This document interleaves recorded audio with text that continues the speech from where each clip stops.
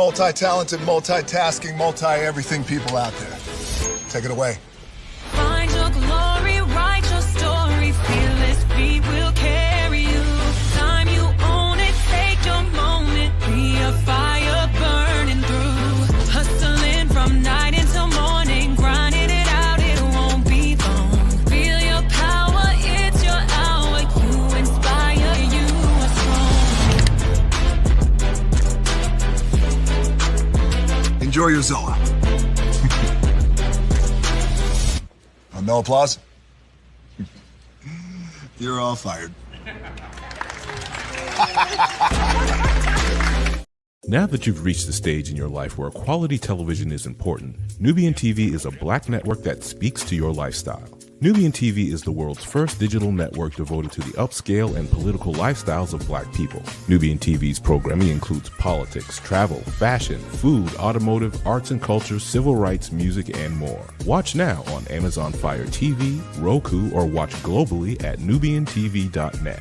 Nubian TV, it's what you want to watch.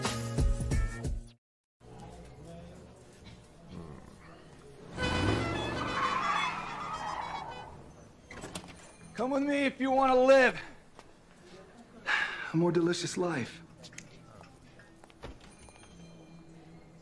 Oh, maybe we should get in the van. In this world, we don't get to control much. The past, male pattern baldness. Leggies. Got one right now. The urge to puff that bubble wrap. But there is one thing we do get to choose every single day. What we eat. Welcome to the Sonic Department of Research and Deliciousment. We have everything you want, didn't know you wanted, and some things you didn't know were possible. Because we believe if you're not having fun, you're not living free. So come on, let's live a little. Hey, good morning, America.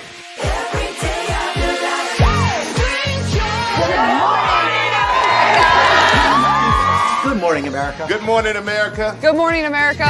Money!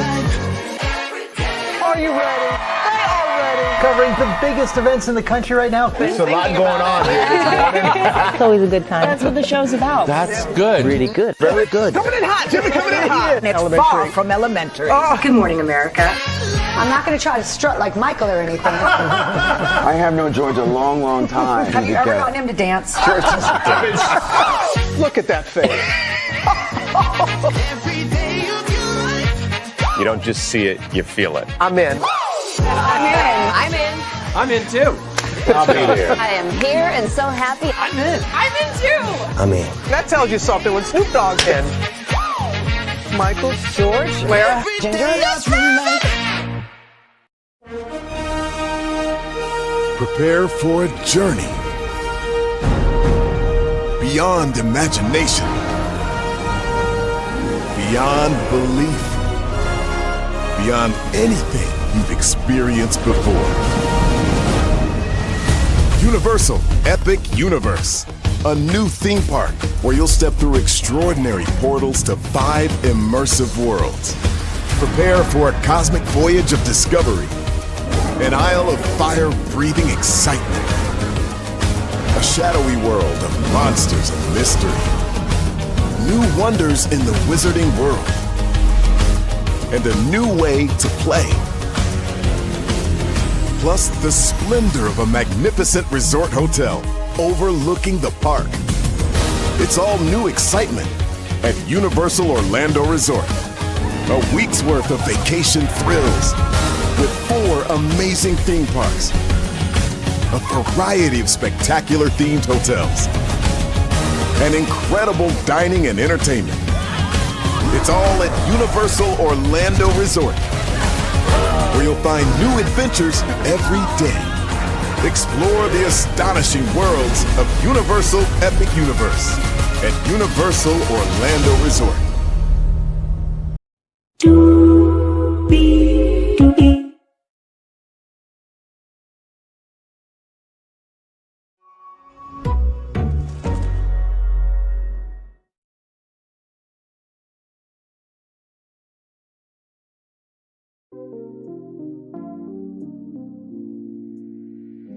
I mean, where else are you going to find that type of epic intro? Oh, my Lord. Our pre-show, I have to say, is probably one of the best ones on YouTube. Welcome into all 8 of you, 7 people here from the top of the show. Thank y'all. Linnell, still a good evening to you. Healing, good evening to you. My thoughts, good evening to you. Divine Virtuous Woman 0, good evening to you. We do have a lot to talk about this evening. Yes, we do. We have 1, 2, 3, 4, 5, 6, 7, 8 destinations for you this evening. We're going to kick it off with Wendy Williams, of course, as you all know. She was out and about in Miami. But also, too, there was some news that may hinder her freedom. We'll get into that. Y'all know Chuck E. Cheese Pizza, one of the biggest places to be for children. Of course, there was a Ghost Kitchen spinoff called Pasquale's for adults. And then, of course, you have Dave & Buster's, Main Event Entertainment, Urban Air Adventure Parks, and many others. But what if there was somebody that took the Chuck E. Cheese name and made it for adults? And I'm talking about an adult Chuck E. Cheese.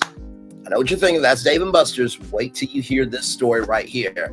Then we're going to talk about theme parks. There was a great article from Theme Park Insider that I want to answer the question that they posed. We'll get into that. Disney, once again, is going through some, yes, I know. We'll get into Chuck E. Cheese. I know. Can't wait to tell you about that destination right there. Then, of course, Disney, as you guys know, Disney is, how do the people say their wig is slipping in the theme park world? We'll talk about magic bands. Of course, we'll get into that. Major League Baseball is doing something big for my hometown of Little Rock, Arkansas, the Little Rock Nav. We'll talk about that. As you guys know, the cable network's game has been evolving, of course, as you guys know. I was the first one ahead of NBC News and the Today Show to tell you that NBC Universal is spinning off their networks, which could be potentially sold, but they're keeping Bravo. And then I was the first one to tell you that Warner Bros. Discovery is separating the cable networks from the studios and the streamers. Well, there might be some cable networks shutting down. I'm going to tell you which ones, and is there hope for these networks? We'll talk about it. Uber and DoorDash. What happens when there are 2 rivals doing the same thing? Eventually, one of them is going to be pissed. Wait till you hear what Uber has to say to DoorDash. And, of course, the rideshare drivers are in the conversation. And finally, Megan Thee Stallion.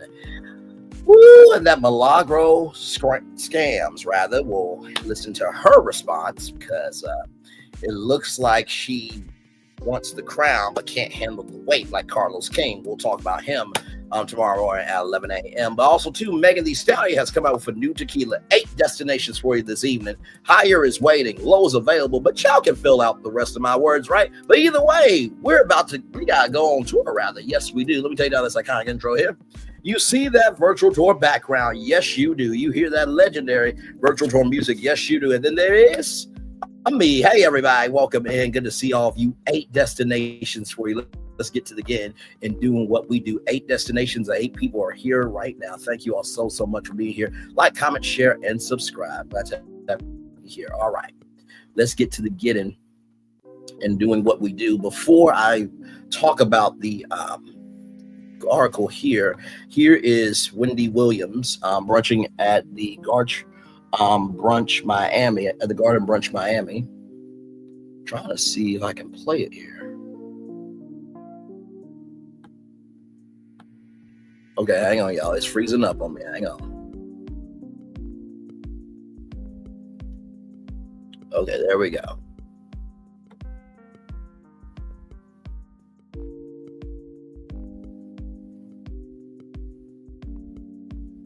Should be playing. There we go. Okay, so there she is there with her son Kevin Jr. and family and friends there. So she was in Miami, celebrating her dad's 94th birthday. As you can see here, all the comments are very positive, very supportive there. That was at the end of the Wendy Williams movie that was on Lifetime. If you have not seen it, please go see it. It's a great television film. That cast did their good thing on that film. All right, so we see Wendy Williams is just fine there. Now let's get to our destination here from dailymail.com. It says right here, Wendy Williams reveals new hair outing in Miami as new details about guardianship battle emerge. Wendy Williams showed off a fresh new look when she emerged in Miami on Sunday. The 60-year-old former talk show host was spotted on a rare outing to a salon where she appeared to be getting blonde highlights added to her long hair. She was spotted amid her brief trip down south to celebrate her father, Thomas Williams Sr., 94th birthday with family.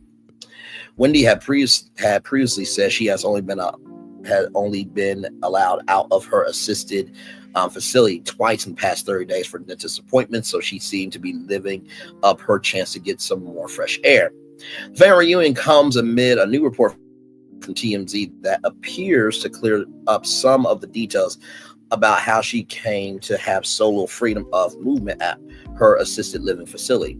Sources claimed to the publication that she had been moved to a more restrictive memory unit at the facility, after she allegedly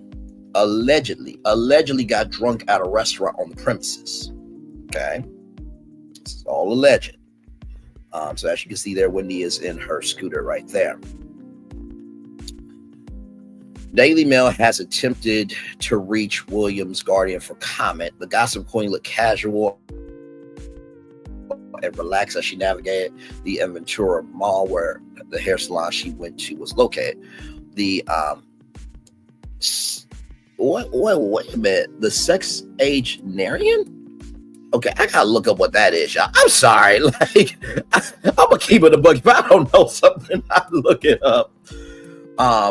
Let's see. A sexarian, or sexagenarian, is a person who is 60 to 90 years old. Okay, we learned something new today. How many of y'all knew what that word meant before Virtual Door Live? I promise you, I did not know. With that being said, now that we know what a sexarian is, let's keep rolling. Kept up a youthful look with an all-black ensemble featuring tiny shorts and a thick black top. The low-cut top was open just enough to reveal her necklace with a large gold W on it, and she accessorized with several gold bracelets and rings. Wendy covered her legs with white fishnet stockings, and she wore stylish black high-top sneakers. She also had a brown Louis Vuitton cup holder or koozie for her glass bottle on her electric scooter, which she rode around the mall. She seemed to be in fairly good spirits for the outing, where she was spotted browsing some makeup displays before getting her hair done. On Monday, TMZ reported on the circumstances in which Wendy was allegedly moved to a more restricted part of her assisted living facility, which may have contributed to her lack of trips outside the building. So there she is there. According to an employee who is described as having had many interactions with Wendy since her arrival, she was initially given a room on the building's third floor where residents are allowed to come and go as they please. However, things went south early on in her tenure when she went up to the restaurant and bar located on the facility's top floor for an extended lunch. According to the employee, Wendy ordered several alcoholic drinks and was notably drunk for a significant amount of time. This is all alleged. The facility supervisors allegedly learned of the drunken escapade and were upset that she was served, as she reportedly had issues with problem drinking in the past. In response to the drunken lunch, Wendy was allegedly relocated to a new room on the memory unit on the facility's fifth floor because many of the occupants there suffer from dementia or other memory issues. They aren't able to use the elevator on their own. The new location meant Wendy was prohibited from going to the restaurant and drinking, though it's unclear if she was not supposed to leave the floor at all, or she can venture out with someone supervised rather. However, there was a hiccup with the reassignment as the memory unit didn't have any open rooms, so Wendy was allegedly forced to stay in her third floor room while employees guarded the door and prevented her from leaving. Let's see here. According to the Insider, employees at the facility lied to the talk show host and told her that the restaurant was closed for renovations despite being apparently open the entire time. After a few days, a room poorly opened up and she was able to be moved to the fifth floor, where she has remained ever since. The confinement and alleged falsehoods fed to Wendy are concerning, as the employee claims that her memory is not suffering. Wendy does not have good and bad days. She is the same all the time, they claim to TMZ. You can tell her something today, and 2 weeks later, she remember her memory is fine. On Wednesday, Wendy signed an affidavit in which she asked the judge overseeing her guardianship to end the guardianship case to end the arrangement. TMZ report in the legally binding document, Williams reportedly says she has regained capacity to function independently, and she says she no longer requires a guardian to oversee her. She has a guardianship overseen by Superior Morrisry, which was instituted in 2022. She still has several steps ahead of her before she can end the guardianship. However, the judge will ultimately need to be swayed by her if she hopes to regain her freedom. In order to do that, Williams will next attempt to prove that she doesn't have frontotemporal dementia, contrary to how doctors have previously diagnosed her. Right here, she averred in her affidavit that she was not suffering from the neurological condition. Sources told TMZ that she will be seeing a doctor on Tuesday for a new evaluation to hopefully confirm as much. So that would be today. She had her evaluation. Now, I have not seen any news, and you guys can let me know in the live chat if you guys have seen any news that she was cleared of her evaluation. Now, of course, I know that, Chronicle Speaks, who has been putting down the work on her channel, by the way, like, comment, share, subscribe to Chronicle Speaks. That's a beautiful sister right there. I know I would have gotten a notification from her. And I'm saying notification like, how YouTube sends out notifications, not like she DMs me personally. But y'all get what I mean. I would have saw a video from Chronicle Speaks. There would have been a sound that she would have got her evaluation free and cleared. Notably, frontotemporal dementia is a permanent and progressive condition. So the former Wendy Williams show host hopes that her apparent improvement in functioning will indicate that she could be suffering from the disease. Williams recently hired a new attorney to help her in the guardianship, and they were responsible for selecting the new doctor she will be seeing. Okay, that is good. So basically, her attorney that she hired to help in the guardianship is responsible. So if the attorney does what they're supposed to do and give all the intel, and Wendy, sticks to the assignment, the prompt, and finishes the mission, then she can be free, from what I'm gathering here. According to the publication sources, her attorney plans to file an emergency order to show cause the day after testing, which should force the judge to weigh in on ending the guardianship. She's hoping the judge will agree and end things there then and there, rather. But if they deny the request and keep the guardianship as it's currently constituted, Williams will allegedly request that her case go before a jury who can determine if she's able to care for herself and run her own finances without the need of guardian figure. Williams recently delved into the circumstances that she believes led her to being placed under a guardianship during a recent chat with TMZ. That is TMZ Presents Saving Wendy documentary, which you can find on Tubi. In an appearance on its Two Angry Men podcast, she revealed that she planned to travel down to Miami over the weekend, where several of her family members live, to celebrate her father's 94th birthday. The trip represents the first time in months that she'll be able to spend time with her family, but it will also mark a reunion with her son, Kevin Hunter Jr. And there's the white wench herself right there. We can just roll off her. Just saying, there is Kevin Jr. and Wendy there. Williams had previously revealed that her guardianship was kicked off after her bank Wells Fargo report that several large withdrawals had been made from her account seemingly without her authorization. She has claimed that her son Kevin and others made a withdrawal, though it's unclear if she thinks he was working with others to take her money. For his part, her son has denied any wrongdoing. My son, he overstepped his boundaries, Williams claimed in a video interview filmed from her window for the publication's new documentary Saving Wendy. He was inappropriately using my money without telling me crap about it. She said the alleged action caused the bank to freeze her account, which which stopped any potential stealing, but also left her without any access to her money. When asked who was influencing her financially, Williams began to cry and said, "My son's a really good person, but at this point, he's a horrible person to me." She continued. Williams went on to allege that other people might have been influencing her son and spending time with him at her apartment in Miami.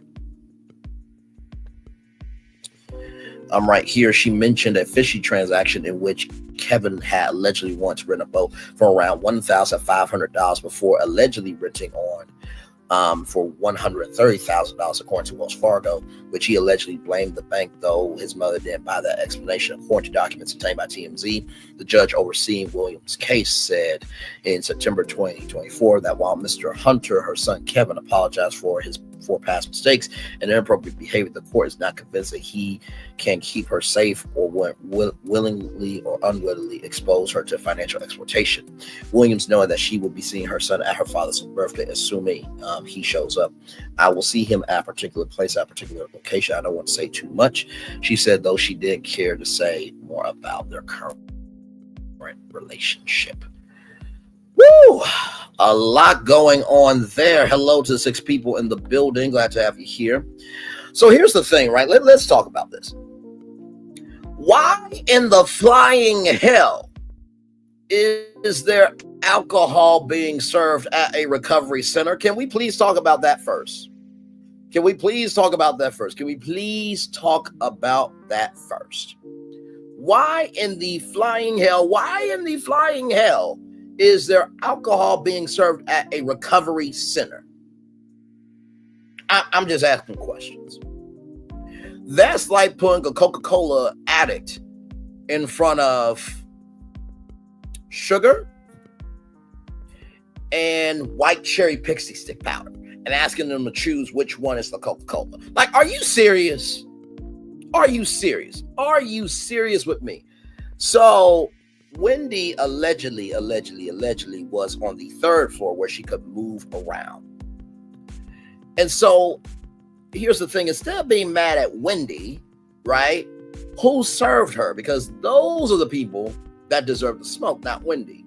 Divine Virtuous Woman 0 says, move to memory care. They can usually have a few types of alcohol if approved, and they have happy hours sometimes too.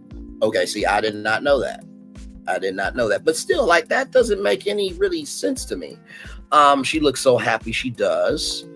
Divine Virtuous Woman 0, by the way, she looks so happy came from my thoughts. Divine Virtuous Woman 0 says she may possibly have onset dementia. That doesn't mean she's a memory care unit person. The AL side can come and go as they wish, usually most of the time. So the alcohol side can come and go as they wish, usually most of the time. Divine Virtuous Woman also says it appears the facility put her there for safety reasons because of the driving. Dementia is not necessarily permanent. Alzheimer's is permanent. Any age can experience dementia. I pray she gets a good evaluation by doctors so she can have a productive life without unnecessary limitations. I fully agree with you. Hey, Sharon Godbolt, welcome in. Good to see you. Glad to have you here. And Divine Virtuous Woman 0 says it's assisted living. They can have freedoms with alcohol sometimes because residents' rights. Okay. And this is why we have conversations, right? They have residents' rights, and we have to follow laws, procedures, and policies. Well, thank you for the context, like I said, because that was my thinking. Like, okay, why is there alcohol at a recovery center if we're trying to get Wendy to recovery? That from the outside looking in. But this is why we communicate with each other, right? So appreciate that. I'm still pulling for Wendy, okay? Because that story coming out and her signing the affidavit before all that, and the evaluation supposedly being today, I hope that what happened did not hurt her evaluation, right? So there is all you need to know on Wendy Williams. Now, this next story I am so excited about. If you all remember, right, Chuck E. Cheese is coming out with a game show. And let me show y'all this here. We talked about it here on Virtual Tour Live, but I will show you guys this to catch you up before we get to the destination here. Here we go. This comes to us from ChuckECheese.com here. Chuck E. Cheese game show series in development with magical elves. Chuck E. Cheese arcade heroes will tap into nostalgia with physical competition for adults based on brand's iconic games. This came out January 16th of 2024. Chuck E. Cheese, the #1 family entertainment company loved by generations, announced today or that day a development partnership with Magical Elves, leading producer of award-winning nonfiction content, including Top Chef, Brain Games, and Nailed It, to create a game show series based on the brand's arcade experience. The series will leverage the global awareness of Chuck E. Cheese, tapping into a multi-generational fan base who has grown up with the brand. The format will feature standalone comedic physical challenges where duos of big kids, aka adults, will compete over supersized arcade games including pinball, air hockey, alley roller, skee ball, and the human claw. Oh, the clock. Hashtag Toy Story, in case you didn't know. The top ticket earning duo will get the chance to exchange their tickets for prizes off the massive version of the iconic Chuck E. Cheese prize ball. With a legacy spanning over 4 decades, Chuck E. Cheese has been an integral part of the family experience for both kids and adults across the world, said Melissa McLeanis, Vice President of Global Licensing, Media, and Brand Entertainment Development of Chuck E. Cheese. We are thrilled to be working with Magical Elves, whose deep expertise in unscripted content makes them the perfect partner to capture the wholesome competitive spirit tied to childhood memories and transform the Chuck E. Cheese experience to television.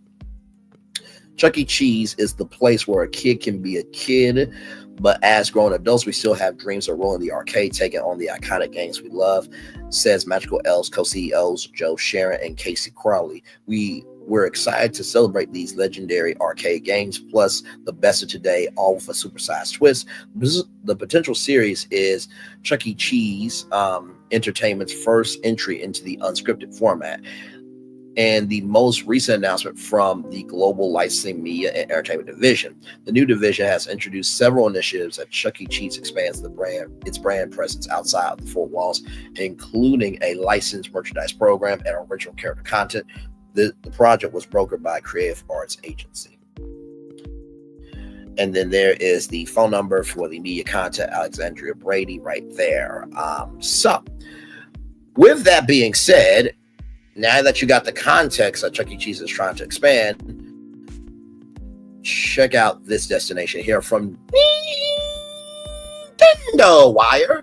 Atari alumni, Chuck E. Cheese, to debut new mall arcade concept, Chuck's Arcade, utilizing retro 80s imagery. And by the way, I have to say the logo is right on point. Okay. But yes, the logo is so on point here. Here we go. It's probably been a minute since most of us has visited a Chuck E. Cheese. If you are a parent, it's a no-brainer. It's practically the birthday mecca. However, gamers most likely don't frequent a Chuck E. Cheese as a hangout spot or seriously think about it as an arcade. What makes this so fascinating is a single fact. Chuck E. Cheese is the largest operator of arcades in the world, having almost 50,000 games to their name. It was after all founded by Nolan Bushnell, creator of Atari. So it makes sense that they wanted to embrace this status further, right? Being a follower of, hang on. There we go. Sometimes articles jump, y'all. Being a follower of the brand and someone who is nostalgic for the 90s and Y2K era of Chuck E. Cheese, I was intrigued by a Simon's Mall listing for a new occupant named Chuck's Arcade. To my surprise, the Chuck being referred to is none other than Chuck E. Cheese himself, and the logo for this arcade features the 1992 rendering of his 1981 likeness and the styling of the 1984 logo. I went on to make a post sharing this info on the Chuck E. Cheese subreddit, and a few before me has spotted this info as well. So right here, Mall of Georgia, a Simon Mall, and let's go there now. Let's see, Mall of Georgia, Mall of Georgia. Okay, there we go. As y'all know, we're all about live in real time. Of course, you know, I never brought y'all a receipt that has come back null and void. But this is what we call context, conjecture, and connection over here. So let me see here. So explore.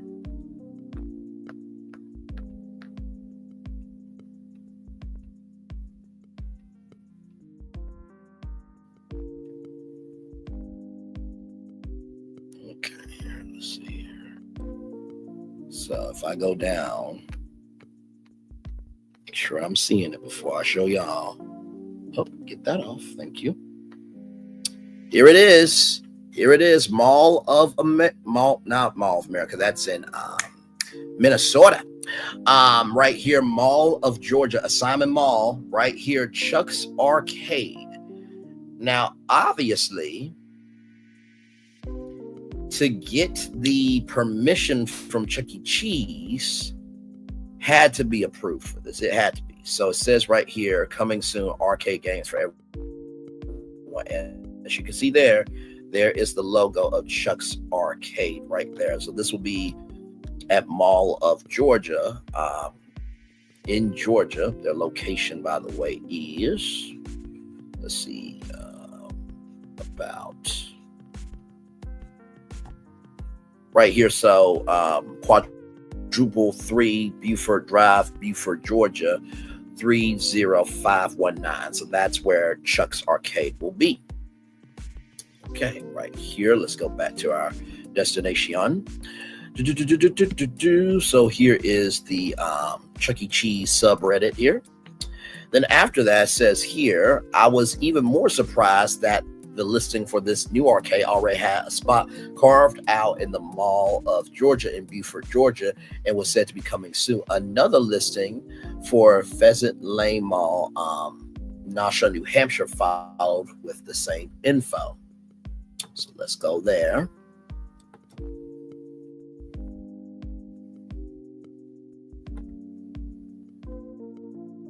Right here, click on stores.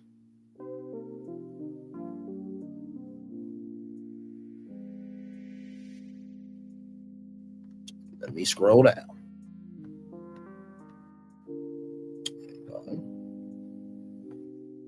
Okay, let me make sure that that's not okay. So it says right here,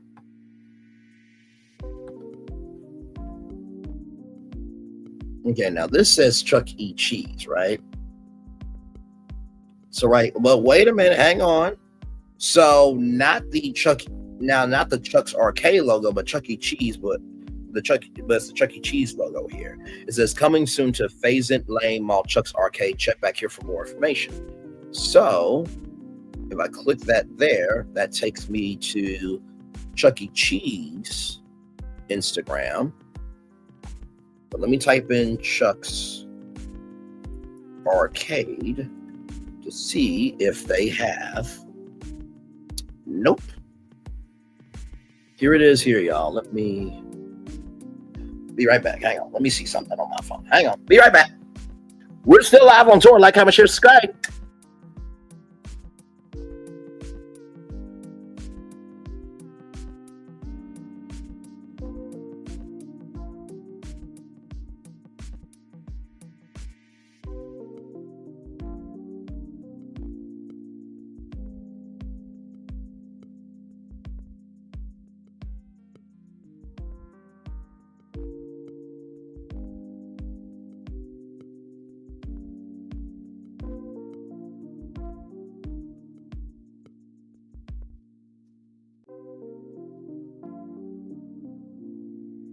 What's up? Anyway, I'm back.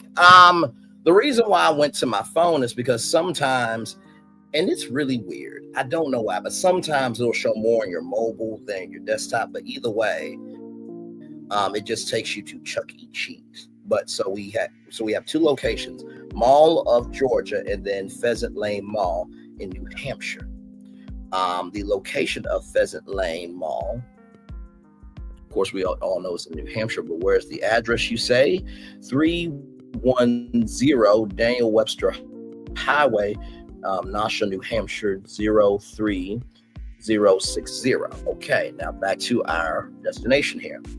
No press release from Chuck E. Cheese Entertainment or prior indicator have been given that this was going to happen, but I had an idea as to what I was looking at. Back in 2022, Chuck E. Cheese Entertainment formed a new branch of the company, Chuck E. Cheese Entertainment Concept LP. This branch was created specifically to be the parent company of a new mall arcade concept called Fun Spot Arcade. Fun Spot Arcade. Interesting. Y'all know I try to connect everything, right? Fun Spots. Because I think I've heard of Fun Spot before. So right here. So this is called Fun Spot Orlando. They also have one in Georgia. Now, of course, you see how twisted this web is getting, right? Like I always say, if you understand the moves that are being made, you'll understand what's in front of you. So, let's see here.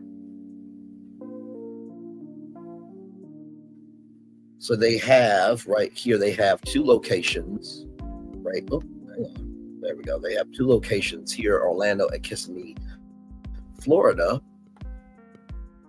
Then I go back.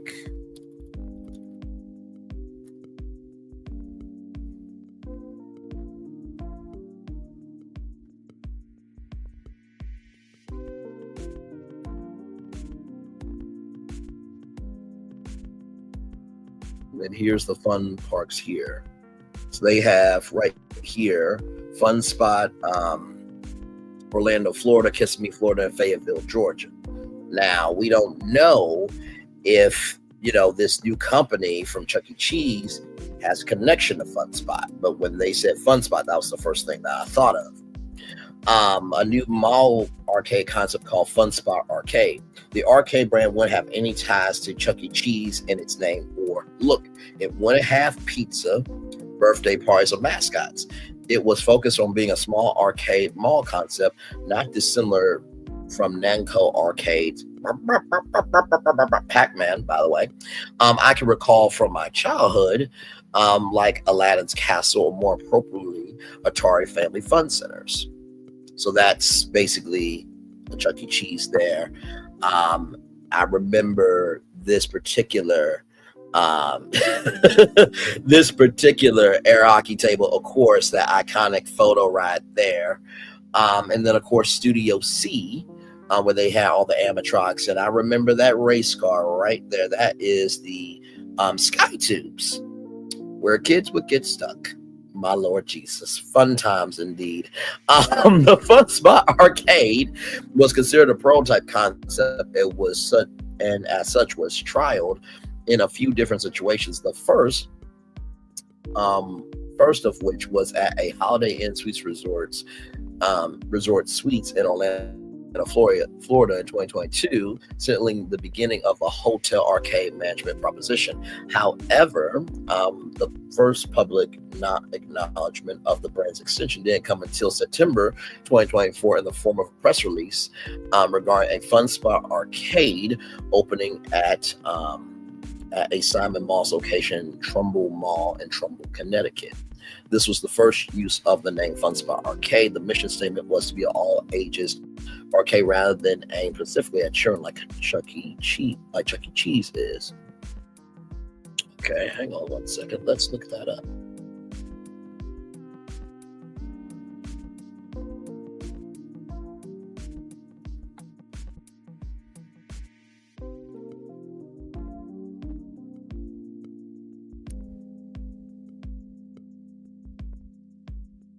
So here is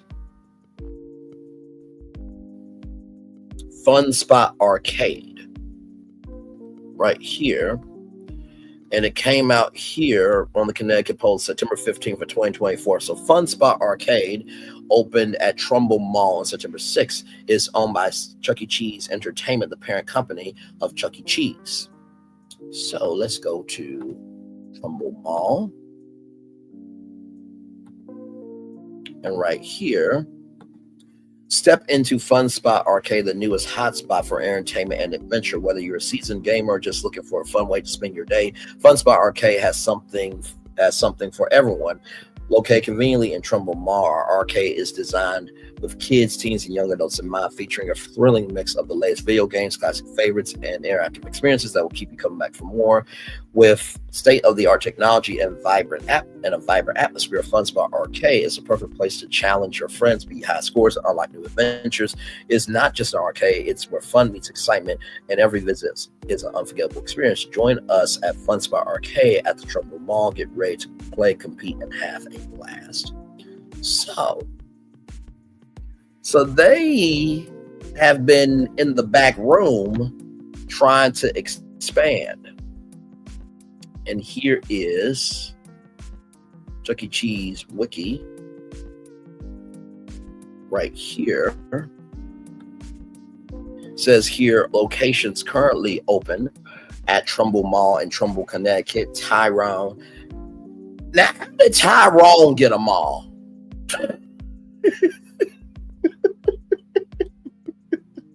Because you could not use her phone to call Tyrone. So how the hell did Tyrone get his own square? How did Tyrone get a mall in St. Petersburg, Florida? The mall at Rockingham Park in Salem, New Hampshire, Eastview Mall in Victor, New York, and Penn Square Mall in Oklahoma City, Oklahoma. And locations are planned for Berea Mall in Berea, California, and Chula Vista Mall in El Paso, Texas. As you can see here, founded September 6, 2024, owner Monarch Alternative Capital 2024, parent company CEC Chuck E. Cheese Entertainment Holdings LLC. And then here's the official website for Fun Spot Arcade, and there are all the locations there. They have a rechargeable card, of course, and as you can see there, Chuck E. Cheese Entertainment Concepts LP. This is why I do what I do. Context, conjecture, and connection is what we do over here. This is the first use of the name Fun Spot Arcade. Oh, I already read that. Fast forward to 2025, there are 5 Fun Spot Arcade locations at various Simon malls across the country. If you saw one, you'll never know it was owned by the same company that runs Chuck E. Cheese. That's where Chuck's Arcade comes in. It seeks to remedy that. It's an evolution of the Fun Spot Arcade concept into a brand that directly acknowledges Chuck E. Cheese while still being a mall arcade. When I made my Reddit post, I had no idea the interest generated would provide answers to what Chuck's Arcade was. Thanks to a thorough comment on my Reddit post from one Mark Hopfrin, Executive Vice President of Chuck E. Cheese Entertainment and Chief Marketing Officer for Chuck E. Cheese. I know what Chuck's Arcade is now. He had this to say in regards to my and several others' interest in that Mall of Georgia listing. Now, this is where the power of social media comes out for the good instead of the bad. The fact that the Executive Vice President of Chuck E. Cheese Entertainment and the Chief Marketing Officer for the whole company had to make a response goes to show that, listen, sometimes utilizing your fans can expand your social capital. Here we go. Hi, everyone. Here are a few answers to questions I've got about Chuck's Arcade. What is Chuck's Arcade? It's a new concept we're using for mall-based arcades. These are just arcades, no pizza, no live entertainment, no nostalgic artwork, and no animatronics. Why isn't it called Chuck E. Cheese? We're keeping the Chuck E. Cheese name for our family-focused venues designed for younger kids. Chuck's Arcade is aimed at older kids, teens, and adults. It's a fresh take while still giving a nod to Chuck. Is it retro or modern? The name, logo, and some of the decor will have a retro Chuck vibe, but the games themselves are cutting edge and totally modern. So think new school fun, not a nostalgia fest. Why is it called Chuck's Arcade? We felt that our original name, Fun Spot Arcade, did tie back to who we are. Chuck E. Cheese is actually the largest operator of arcades in the world. We almost have 50,000 games, and Chuck's Arcade is our way of bringing that expertise to new locations. The name connects it to us without confusing people into thinking it's a full-size Chuck E. Cheese. Why didn't you use a look reminiscent of PTT branding? We appreciate our history and love the chance to create something that has ties back to it. The look is meant to harken back to our past while it's still embracing the modern gaming experience that today's gamers are looking for. It's a little nod to where we came from while staying focused on where we're headed. Is Chuck's Arcade exclusive to Simon Moss? It's not, but Simon Moss is a great partner. We're looking forward to opening the first Chuck's Arcade at the Mall of Georgia in Beaufort. So there you have it. If you're out and about and knows Chuck E. Cheese face placed in a place it wasn't previously, you're being beckoned to a new arcade. While it's interesting that the brand and aesthetic are decidedly retro, the games being modern and cutting edge makes sense. Perhaps this could be the start of Chuck E. Cheese more closely integrating its nostalgic roots into its modern brand. And maybe one day we'll even get arcade focus on more classic arcade games and possibly bring the tokens and tickets back. There is, after all, a giant space invader mural adorning every modern Chuck E. Cheese walls. Will you be visiting a Chuck's Arcade? First of all, shout out to Matthew Powers there, and shout out to Matthew Powers for taking a swing there to get, by the way, let me just give Matthew Powers his credit there, to have Mark Cuprin, the executive vice president of CDC Entertainment and chief marketing officer for the whole company of Chuck E. Cheese, to respond. I think that personally, this is absolutely a great thing. Because here's the thing, right? Dave & Buster's is going to do what they're going to do. And Main Event Entertainment is going to do what they're going to do. And Urban Air Adventure Parks is going to do what they're going to do. There's Surge Entertainment Parks from Drew Brees and many other family entertainment centers.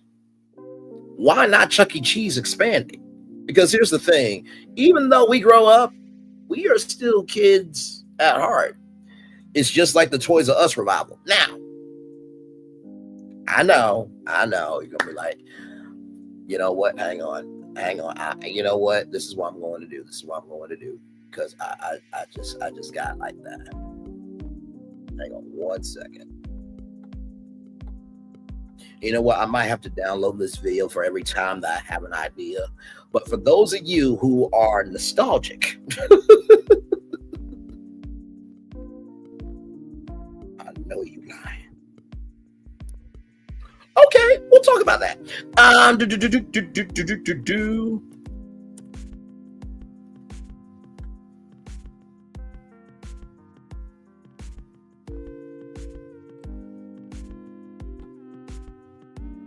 Pause it here. Hey, Jimmy Neutron, can you help me, brother? I think my media brain is about to be braining. Come on. Think. Come on. Wait.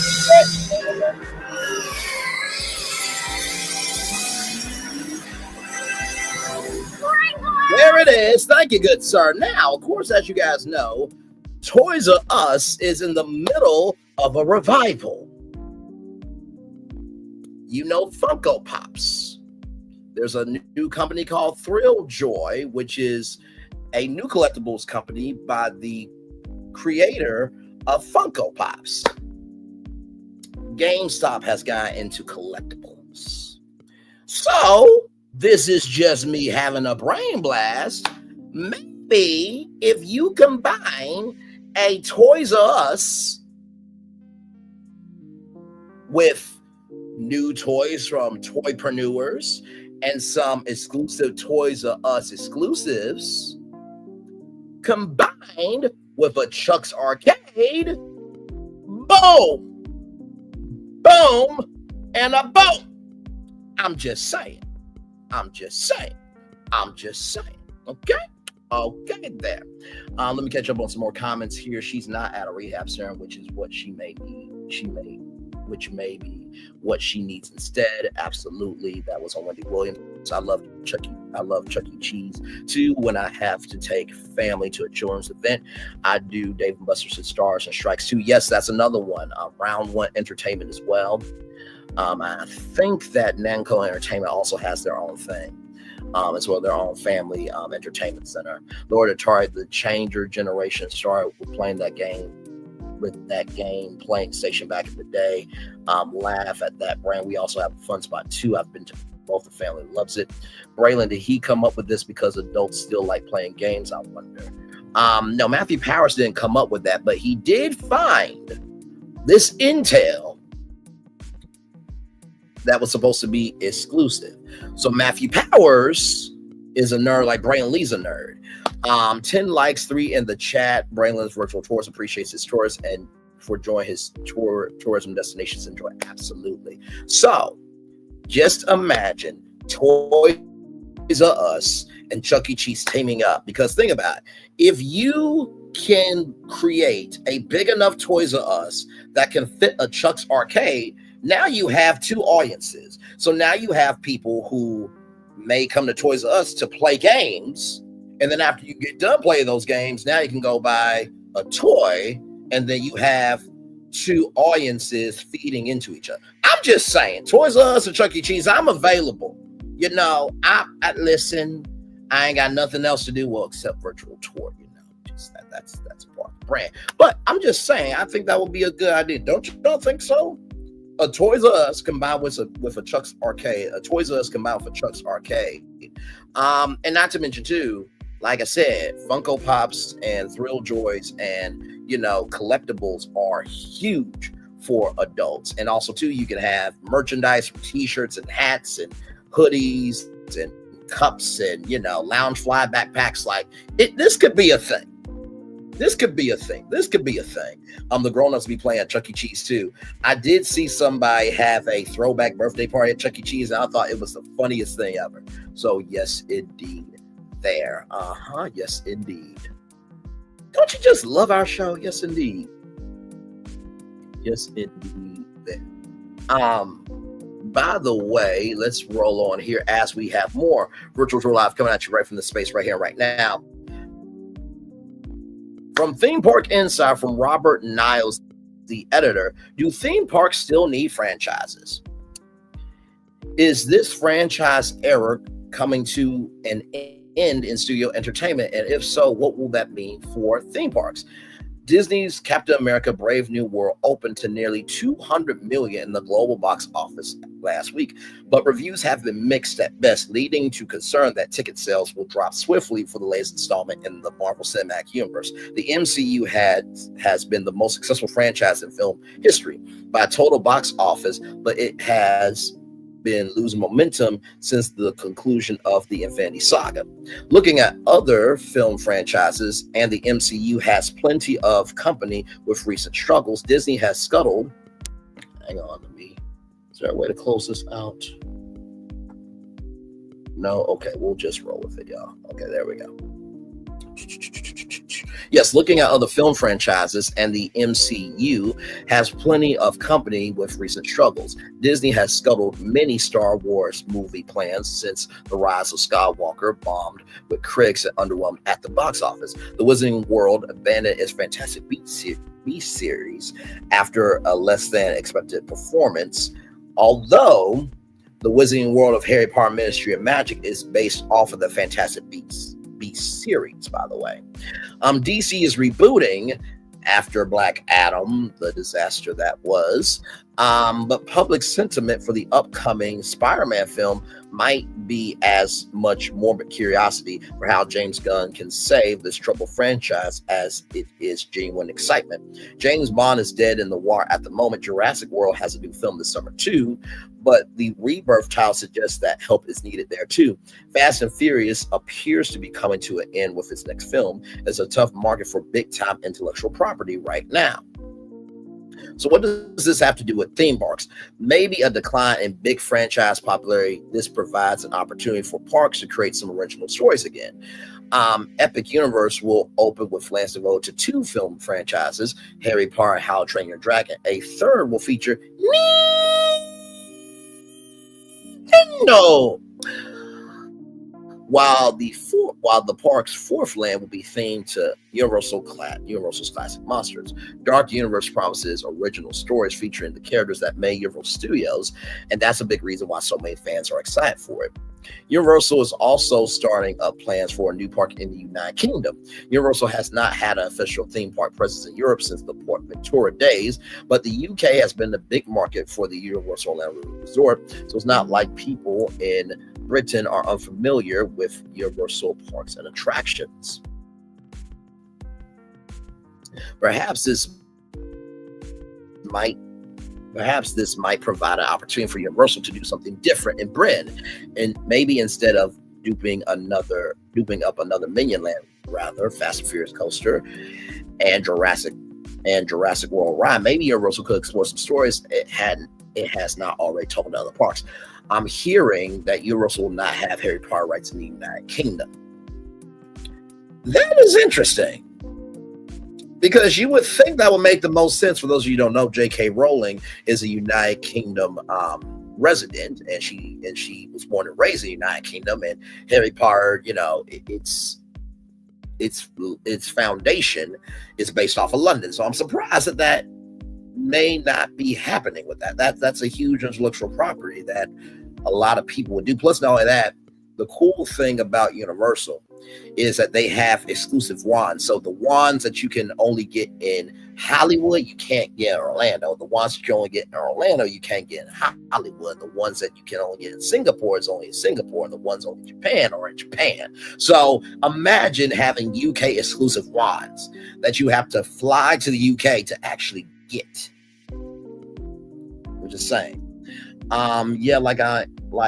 I likely am dreaming here. I would love to see parks follow up the franchise era with a new focus on locally tailored storytelling. The UK has much to offer, from the Arthur legend to Robin Hood to plenty of those monsters that Universal loves so much. This would be an outstanding location for a new era of theme park theming to begin. Obviously, parks are never going to turn away from the franchises listed above. They all continue to enjoy tens of millions of fans around the world, and parks have new and original stories within these IP yet to create and explore. But why limit designer storytelling to intellectual property that might have their best days behind them? Why not try to get ahead and offer what could be the next big thing? So to answer Robert Niles' questions, I think that theme parks do still need franchises, but they need franchises as a resource, not the source. As a resource, but not the source. As a resource, but not the source. And Robert Niles forgot one very important mark.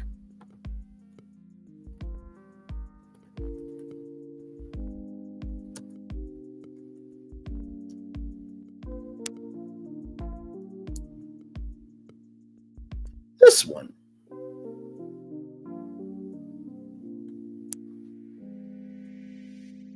Here.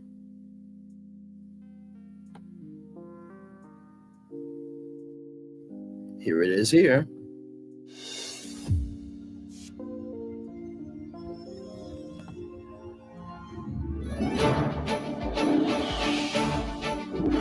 Industrial Park, ladies and gentlemen.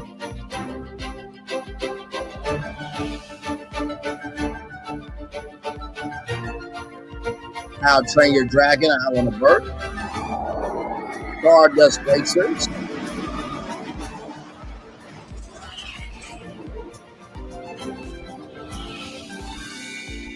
Just imagine when all this is like done and lit up. Harry Potter, Ministry of Magic. As we're going through the fly-through here, Dancing Fountain. Constellation Carousel.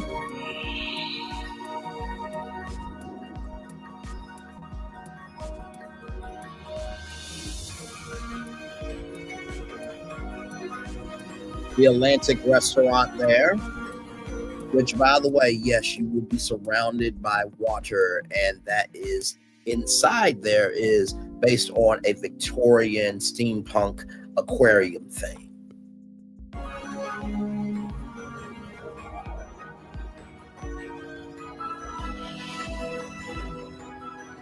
Super Nintendo World portal there.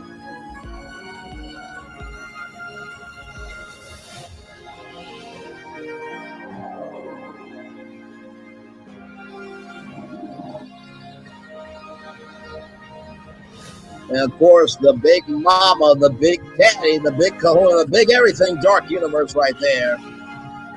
Blue Dragon Asian restaurant there. And then as we turn to the Grand Helios Hotel, and then right there is Epic Universe opening May 22nd, 2025. So Robert Niles forgot about Celestial Park. I'm sure that was not on purpose.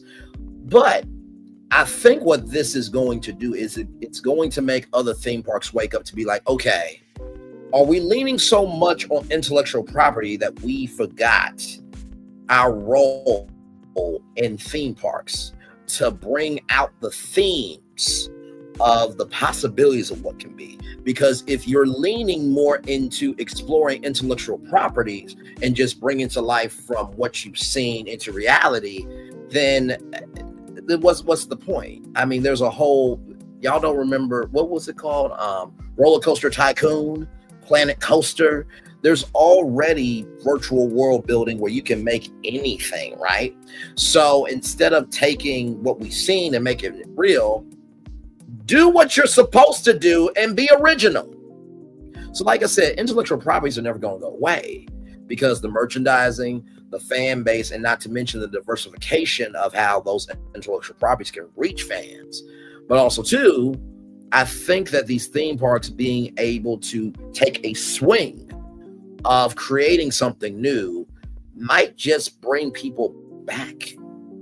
Because if I can see it on TV, if I can see it in movies, if I can see it in merchandising, if I can see it live on tour, or if I can just go to my laptop, my phone, my tablet, I can pull it up at any time, what's the point of me going to the parks? Disney World and Universal and any theme park really was created to bring you experiences that you had to go and see. So if I'm seeing everything, then it deflates the excitement for me going to the parks. So that is my take on let me make sure I get his name right. Robert Niles. That's my take on Robert Niles' article there. But a great article though. I fully agree there. Let's look at some of the comments here. Hot take, they could also create new IPs again. It's sad to think rides like Haunted Mansion, Pirates of the Caribbean, or It's a Small World rather would never get greenlit today. The best themed environments are those that would have succeeded regardless if they were based on a pre-sale intellectual property. The original Disneylands were themed to franchises popular at the time, but have been proven timeless due to the quality of execution. In that same vein of modern successful lands like Dinosaur Zoo, Magic School, Alien Outpost, Route 66, and probably Dragon Island will work regardless of the popularity of the books and movies upon which they're based, a bit on a smaller scale. I agree it would be smart for both regional and destination parks to create original IP with the potential to be evergreen regardless of how many tickets or books are sold or how often a franchise entry is streamed. I get why they got for intellectual property, and sometimes it works. But yes, old school to wish more original takes. I really thought Isles of Adventure worked better with original Tales for Dueling Dragons and such, and missed some of the original things for Epcot. Probably not happening yet. Some potential there. Train of thoughts here. When was the last non-IP attraction for Universal and Disney? Rip Ride, Rocket, Mission Space, Test Track. SeaWorld needs more intellectual property, even though they do have great nonfiction edutainment offerings. I appreciate Epic is going to have Celestial. Theme park fanboys and fangirls and fan visuals like us will go to theme parks and appreciate rides regardless of source material and judge the ride based on its merits. Basic casual normals will go to a park based on intellectual property. Parks need to do both. If I'm Disney Universal, I'm hedging my bets and building out my great rides around my stories. Have my cake and eat it too. Last thought, give Figment his own Disney Plus series and update the damn ride. I feel you there. The last original attraction from Disney that was not tied to intellectual property was Mystic Manor. Enough said. While I might have not read it in person, it is the primary reason Hong Kong is on so many bucket lists. Original characters, and amazing score. Intellectual property appeals to fans of a franchise, while alienating guests who have little or no exposure to it. And that is a critical part that Sarah Warner is saying, is that what's the point of this intellectual property that everybody's going to if I don't care about it? Now, if you create something original where everybody has the time to envelop themselves and you build your base over time, then regardless or not, that fandom will help each other build up the energy of that creation, of that intellectual property that y'all created. Original creations invite everyone to ride and decide for themselves whether it gains a place in their hearts. I would love to see original concepts return, no matter how much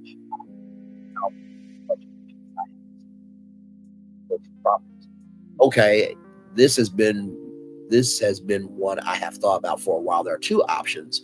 One, movies do horribly at theme parks will gradually move on to non-intellectual property, which is great for us theme park fans because regular people and the theme park itself will suffer because most people go to theme parks to enter the worlds of the movie. I mean, just look at Harry Potter. Sorry, Dually Dragon fans. I can see how non-intellectual property rides can be good. I just don't think people want to visit a land that they don't know or visit a land with characters they know and love and get to visit a world that they have only seen in dreams. For example, compare Alton Towers, which is a overseas park, by the way, chock full of non-intellectual property lands and attractions. Everyone who has visited Alton love it, but compared to Universal and Disney, they like IP because of the story connection to them. Heck, even a Percy Jackson land would be uber popular. We grade things on their thrill or excitement level, but other people got to the parks because of the IP or go to the parks because of the IP and then grade the rides. The second, and probably the more likely option, sorry, is that we're in a dry spell right now and we'll resume with some of the best and most technologically advanced attractions in the world due to competition from Epic and high world class lands and stores connected with them. Maybe someday, not so far in the future, instead of reading a book or watching a movie to go into a world, you go to a theme park. No Harry Potter, sounds like an opportunity for Discworld. Can I dream? Can't I? I think the Waterworld show at Hollywood proves a great experience. Is it made by great intellectual property? I think non-IP lands and attractions are important to allow a park to stay evergreen in the face of changing tastes and societal norms. But ultimately, I think modern parks need known IP in order to draw enough guests to truly be successful.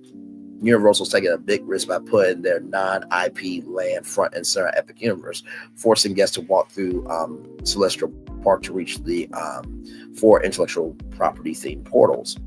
To be fair, Celestial Park is a very pretty place with rather loose theming, similar to how Disneyland has Main Street, not tied to an IP, but very important and iconic. It will just be a pretty place to walk through on the way to the actual lands.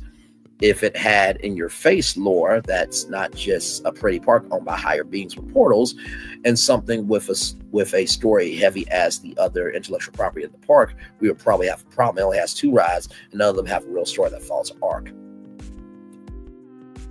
Russell, I think the bigger risk for Universal with Epic is that visitors don't see Celestial Park as a land, but simply as a transit and dining area. The fact that it will have only 2 attractions will reinforce this view. As such, I don't think Celestial Park is as such a risk because it will keep that sense of otherness going between portals. But guess who have been promised 5 lands who have read up on what they contain, i.e. most visitors may feel a little disappointed regardless of how stellar those 4 remaining lands are. Dave Brown, regardless of how stellar those 4 remaining lands are, because of the Stellar Nova Resort. I see what you did there. Original ride can be the basis for a successful intellectual property with Pirates of for a successful intellectual property as occurred with Pirates of the Caribbean. The failure of Haunted Mansion was more likely awful screenplays than Like a Man, a quality Country Bears movie could do easily as well, or better than the Paddington franchise. Now, I don't know. My mama loves Paddington. Also, La Renee Creole, so I don't know. Paddington has an audience. There's a lot of theme parks out there that make limited that make limited, if any, use of outside intellectual property and still provide a fantastic experience. So no, theme parks do not need franchises to survive. However, in order to create a multi-day theme park resort that attracts people from a long distance away and encourages them to spend several days on the property, something beyond simple thrill rides and basic concepts of a theme is required. That's why Disney and Universal lean so heavily on intellectual property. They're going after a broader audience that includes a sizable portion of people who are visiting the properties first and a little second. Intellectual property is the easiest way to get people into the gate, and it's why the big players get twice the visitation of even the most noble regional theme parks. Does that intellectual property need to come in the form of a film franchise, a streaming series? No, but when parks are run by companies that in that business, that it's the most natural fit. And I know this is off topic, but I'm actually new to this community. Is there any advice you can give me? Perhaps some lingo. You're new to this community, but yet you gave this, and also you gave this dissertation, but you're new to the community. Okay. All right. Moving on. Let's see. I think we're almost done here. Yep. We got 2 more comments here. Okay. I think intellectual property will always have a place in theme parks. Honestly, Universal's original park was built on the foundation of movies and recognizable properties. Jaws, E.T., Back to the Future, King Kong, A-Team, Backdraft, American Tail. There's a built-in audience there, but there's also the merch. Intellectual property branded merchandise can go far beyond originals. In fact, originals must endure the test of time before really capitalizing on merch, Haunted Mansion, and Pirates. Their highs and lows. But again, looking at Universal in an odd way, they were always set up to constantly change intellectual property. So there's a blueprint on how to proceed when something falls out of favor with the public. Epic Universe fans, welcome to Theme Park Insiders, a great community with cool people. In terms of lingo, you'll definitely pick up along the way. Haha, intellectual property. So you see the mix of comments there that it seems that the comments and I are in agreement. Hey, Justine Bow, welcome in. It seems like me and the comments are in agreement here that yes and no, which is why I told y'all before I read the comments that yes, you need franchises to survive, but you also need to be original to sustain the theme park. So we're going to take a little commercial break, and when we come back, we got Disney on deck. We got Major League Baseball, cable networks, Uber, and Megan Thee Stallion. We are live on tour. Like, comment, share, and subscribe. We'll be back right after this.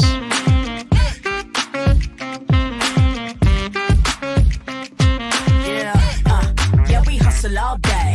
Yeah, we're working, let me play. You know me, work real hard, now we're ready, let's play. Ay, hustle up, yeah. Ready, set, let's go, yeah. Hustle up, yeah. Ready, set, let's go. Turn it up, turn it up, turn it up, turn it up a little louder. Now get low, come on, yeah, drop it to the floor. Turn it up, turn it up, turn it up, turn it up a little louder. Now get low, come on, yeah, drop it to the floor. Turn it up, turn it up, turn it up, turn it up a little louder. Now get low, come on, yeah, drop it to the floor. Turn it up, turn it up, turn it up, turn it up a little louder. Now get low, come on, yeah, drop it to the floor. Turn it up, turn it up, turn it up, turn it up a little louder. For Ramirez? Wingstop's triple meal deal. 6 classics, 6 boneless, and 2 tenders with 2 dips and a large fry for just $17.99. Get yours delivered today at Wingstop, where flavor gets its wings. For Ramirez? Wingstop's triple... Welcome to Copeland's. Copeland's is not just some fancy place for your big night out. In fact, there's no occasion too big. Or if you like, too small. Copeland's. There's always something good.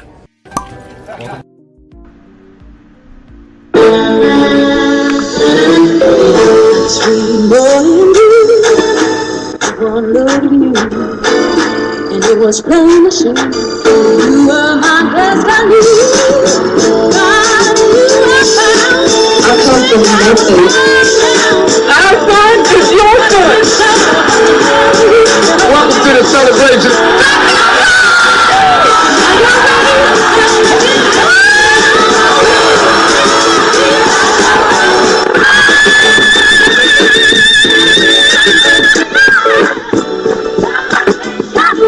We all we got.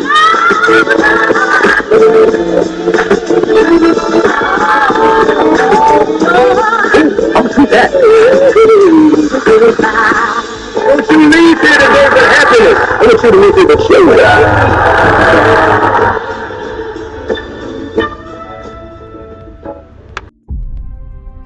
Open your eyes. Think of the one place you've always wanted to see.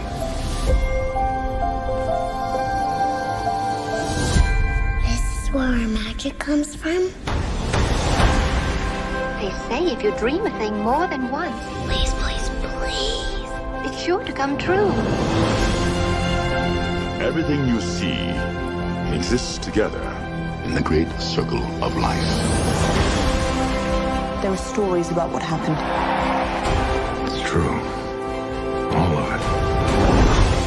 In every job that must be done, there is an element of fun. I told you she was tricky. Life is full of possibilities. What do you want to be remembered for? The world is in our hands, and we gotta do something with it. I just want to say a word of thanks to all the artists, the workers, and all of you. The young and the young in heart. You helped make this dream come true.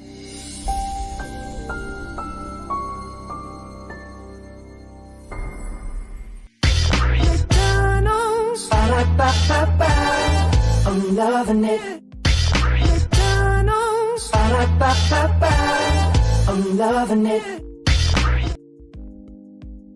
Hey, I'm loving y'all right back. Welcome back into Braylon's Virtual Tour Live. So much. Well, let me take that. Let me flip it, reverse it, wide back. I love you so much. I had to tell you twice. Welcome back in to Braylon's Virtual Tour Live. Glad to have all of you here. Let me just say hi to a couple of people. Yes, indeed. Hopefully you guys are enjoying the show on this good Tuesday. Yes, indeedy. Yes, indeed. Let me make sure I say hello to Ed, Lottie, Dottie, and everybody. Yes, indeed there.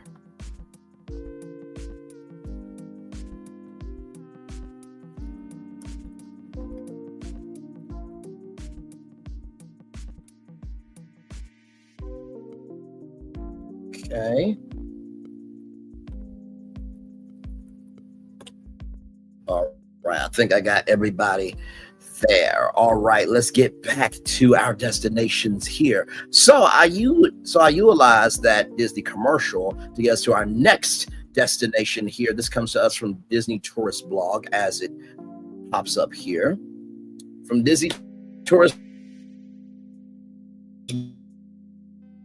blog.com, a great Disney World. Now, these used to be for free, but then you had to pay. But then they had new ones, and now, well, here it is.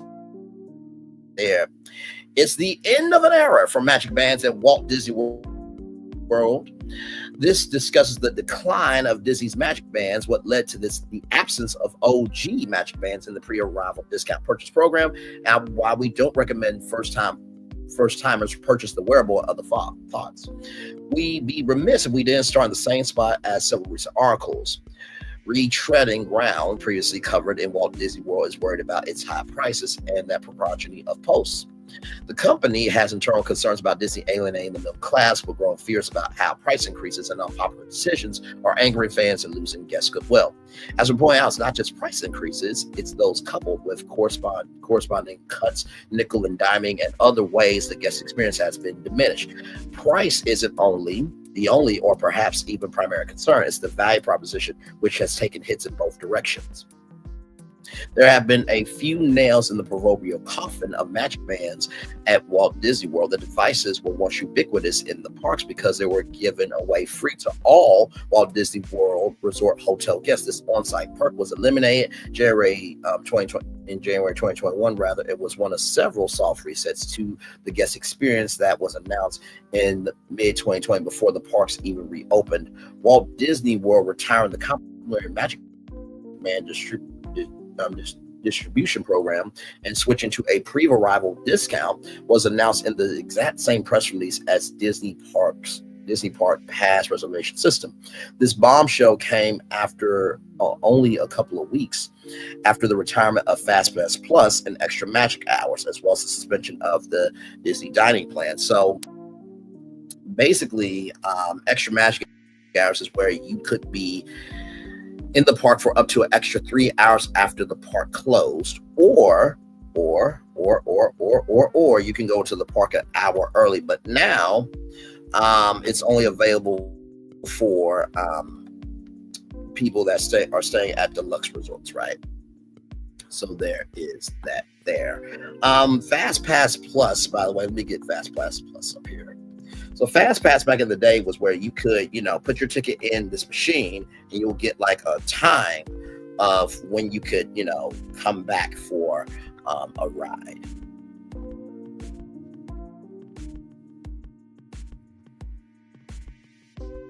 So right here, Fast Pass Plus was a system that allowed guests to reserve and plan a visit to parks at Walt Disney World. Reservations were available for select attractions, character greetings, entertainment, and viewing areas for parade and fireworks. And the Disney dining plan pretty much was a way for you to not have to pay out of your own pocket for dining, because, dining can cost at Disney. Suffice to say, it was a big news month. Between all of that and the phase reopening and the end of free Magic Bands was probably the least consequential news. There was plenty of fans who were and still are upset, but Disney flooded the zone with negative news. And it was difficult to be equally upset about all that, although some fans tried. Disney World sunset the complimentary Magic Band distribution program garnered the least backlash by far. That's because that's the part that fans would still and $5 each when discounted for pre-arrivals. So now you are able to utilize your pass right here on your iPhone or your Samsung watch. I don't know about third-party watches. The next big blow was the introduction of the Magic Mobile service at Walt Disney World via the My Disney Experience app. This roughly coincided with the sunset of free Magic Bands in early 2021. Magic Mobile can be added to your Android, iPhone, Apple Watch digital wallet once enabled. It was somewhat similar to a Magic Band with most features working by simply holding up your smart device near an access point. It can be used to enter theme parks, connect PhotoPass images to your account, enter lightning lanes, and more. Magic Mobile didn't have a seamless rollout, but it has worked flawlessly for us in the last few years. As someone who already wears an Apple Watch, I typically don't wear a Magic Band now because I don't like wearing two wearables on my wrist, and the Magic Band is mostly redundant to what's offered by Magic Mobile without needing a standalone device. So that is the Magic Band there, and you're able to engage with the land around you. I think that is at Galaxy's Edge, if I'm not mistaken. Star Wars Galaxy's Edge. Possibly in response to this reality and wanting to distinguish Magic Bands from Magic Mobile, Disney introduced Magic Band Plus a couple years ago. From the time it was announced, our fear with Magic Band Plus that was going to repeat the mistakes of the made with Magic Glow with the show Boondoggle. In a nutshell, that's to say that Disney would invest a ton of money in developing new wearable tech and push it as hard as possible to recoup the cost, only to see it flop with fans. Judging by the thousands of Magic Band Plus that were given away to Disneyland fans and how few of the devices we see in the Walt Disney World parks compared to the OG Magic Bands only less than 5 years ago, it's safe to say that Magic Band Plus has not been the success that Disney envisioned.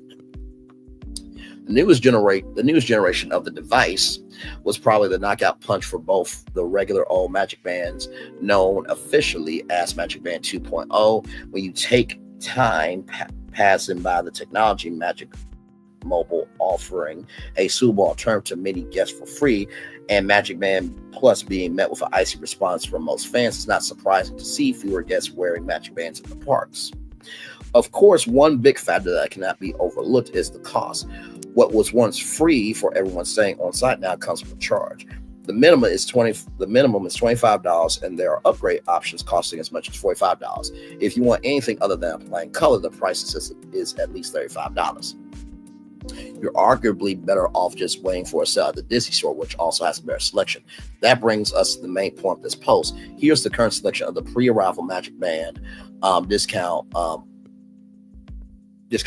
options for on-site guests as of mid-February 2025. So you have Stormtroopers Magic Band, my first visit, Magic Band Plus Silver Glitter, Jungle Cruise, Ombre Orange, Winnie the Pooh, Mickey Mouse and Friends Play in the Park, Figment Magic Band, Rose Gold Glitter. Then you have, of course, a Red Magic Band, Dark Side Lightsaber, Honey Pot, Tinkerbell Green, Gray, Alice in Wonderland Navy Magic Band, and Star Wars Women of the Galaxy Magic Bands. Those are all the Magic Bands that you can get. As of mid-February 2025, there are 17 pre-arrival options, which is historically low. Last year, we saw 25 to 40 choices on average. That's far fewer than the all-time peak of 82 Magic Bands. This is notable in part because there has been very little turnover in the new Magic Band Plus options. About 2/3 of the designs were also available when we last updated the list 6 months ago, and many of those were there 6 months before that.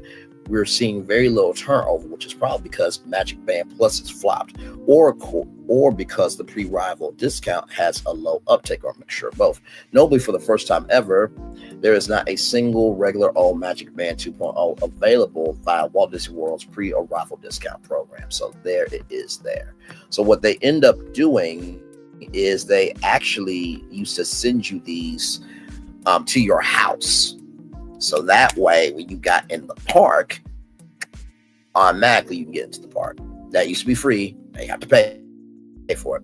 While the writing has been on the wall for a while due to a dearth of new designs, this more or less rather confirms what we long suspected. The OG dumb Magic Band is dead. A quick search of the Disney store will seem to confirm the same. There are plenty of Magic Band Plus designs for $35 to $65, but zero regular old Magic Bands. It's been ever long since I've seen the regular Magic Bands being sold in one of the gift shops at Walt Disney World. This is unfortunate. Not only does the Magic Band 2.0 appear to be dead, but these price points are only going to accelerate the demise of Magic Bands, period, at Walt Disney World. While I'm sure there are some collectors who still purchase them, the same could have been said for Vinyl-mations. Vinyl-mations was so cool. It was like Mickey Mouse, but they had like all these different designs. They also had life-size Vinyl-mations. It was like pin collecting, but on a whole nother level, or any number of now extinct product lines that once had loyal fan following. So there is a Figment Magic Band, $44.99, down $14 to $34.99 pre-arrival price. The high cost can make the Magic Band cost prohibitive for many guests, especially on top of every other expense. If you have a budget with visiting Walt Disney World, tough choices need to be made when spending on splurges. If you have to choose between Magic Band designs for everyone in your park, using Magic Mobile and regular old key to the world cards for kids and older guests without smartphones and watches, and buying Lightning Lane multi-pass at Disney's Hollywood Studios, the decision should be a no-brainer.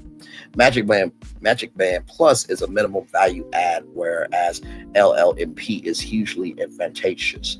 The story is the same with just about any upcharge or even other random souvenirs. I can wear a sweatshirt, t-shirt, or a hat in the real world. Ditto, coffee cups and Therese mugs.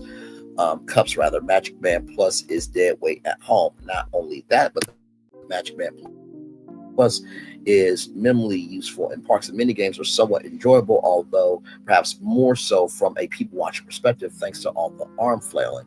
But they're arguably a poor use of limited vacation time and the decreased utilization rate of Magic Bands, all but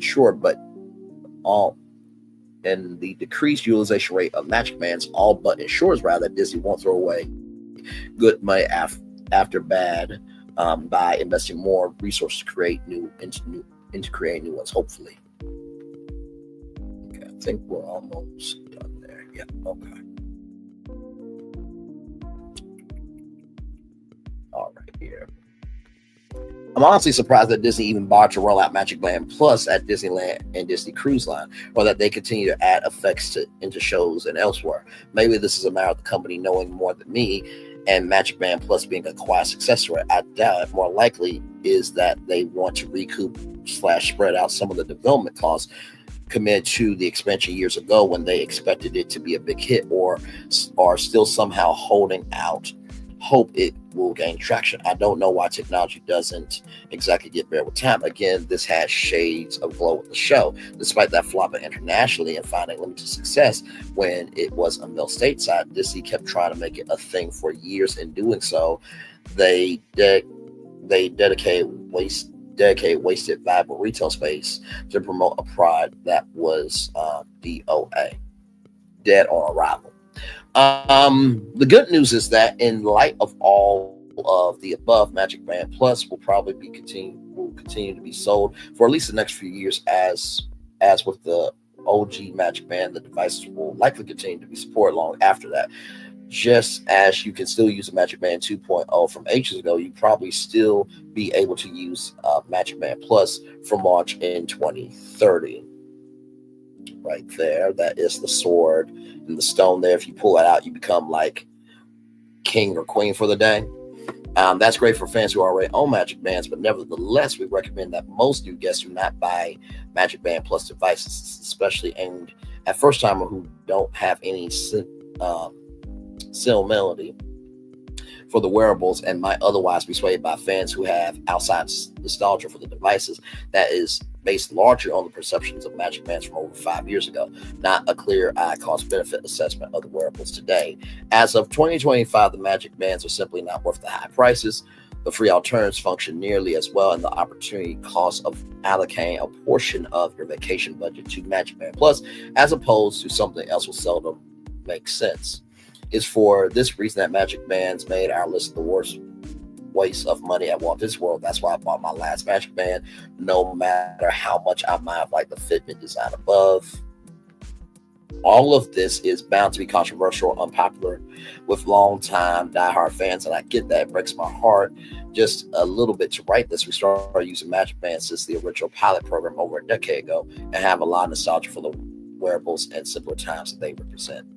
I was even excited for Magic Band Plus and was hoping it would reinvigorate the devices. Instead, it did the opposite. Magic Band Plus isn't just a good device, it was the death knell for the OG Magic Bands. To be clear, we're not suggesting that no one should use Magic Bands. If you already own one, more power to you. I've had an OG Magic Band from a decade ago that's still going strong. What we're saying is that very few people should purchase new ones given the $25 to $65 cost and limited functionality over the free Magic Mobile. Even if you're tech averse, there's also a free key to the world card, which is literally just a piece of plastic.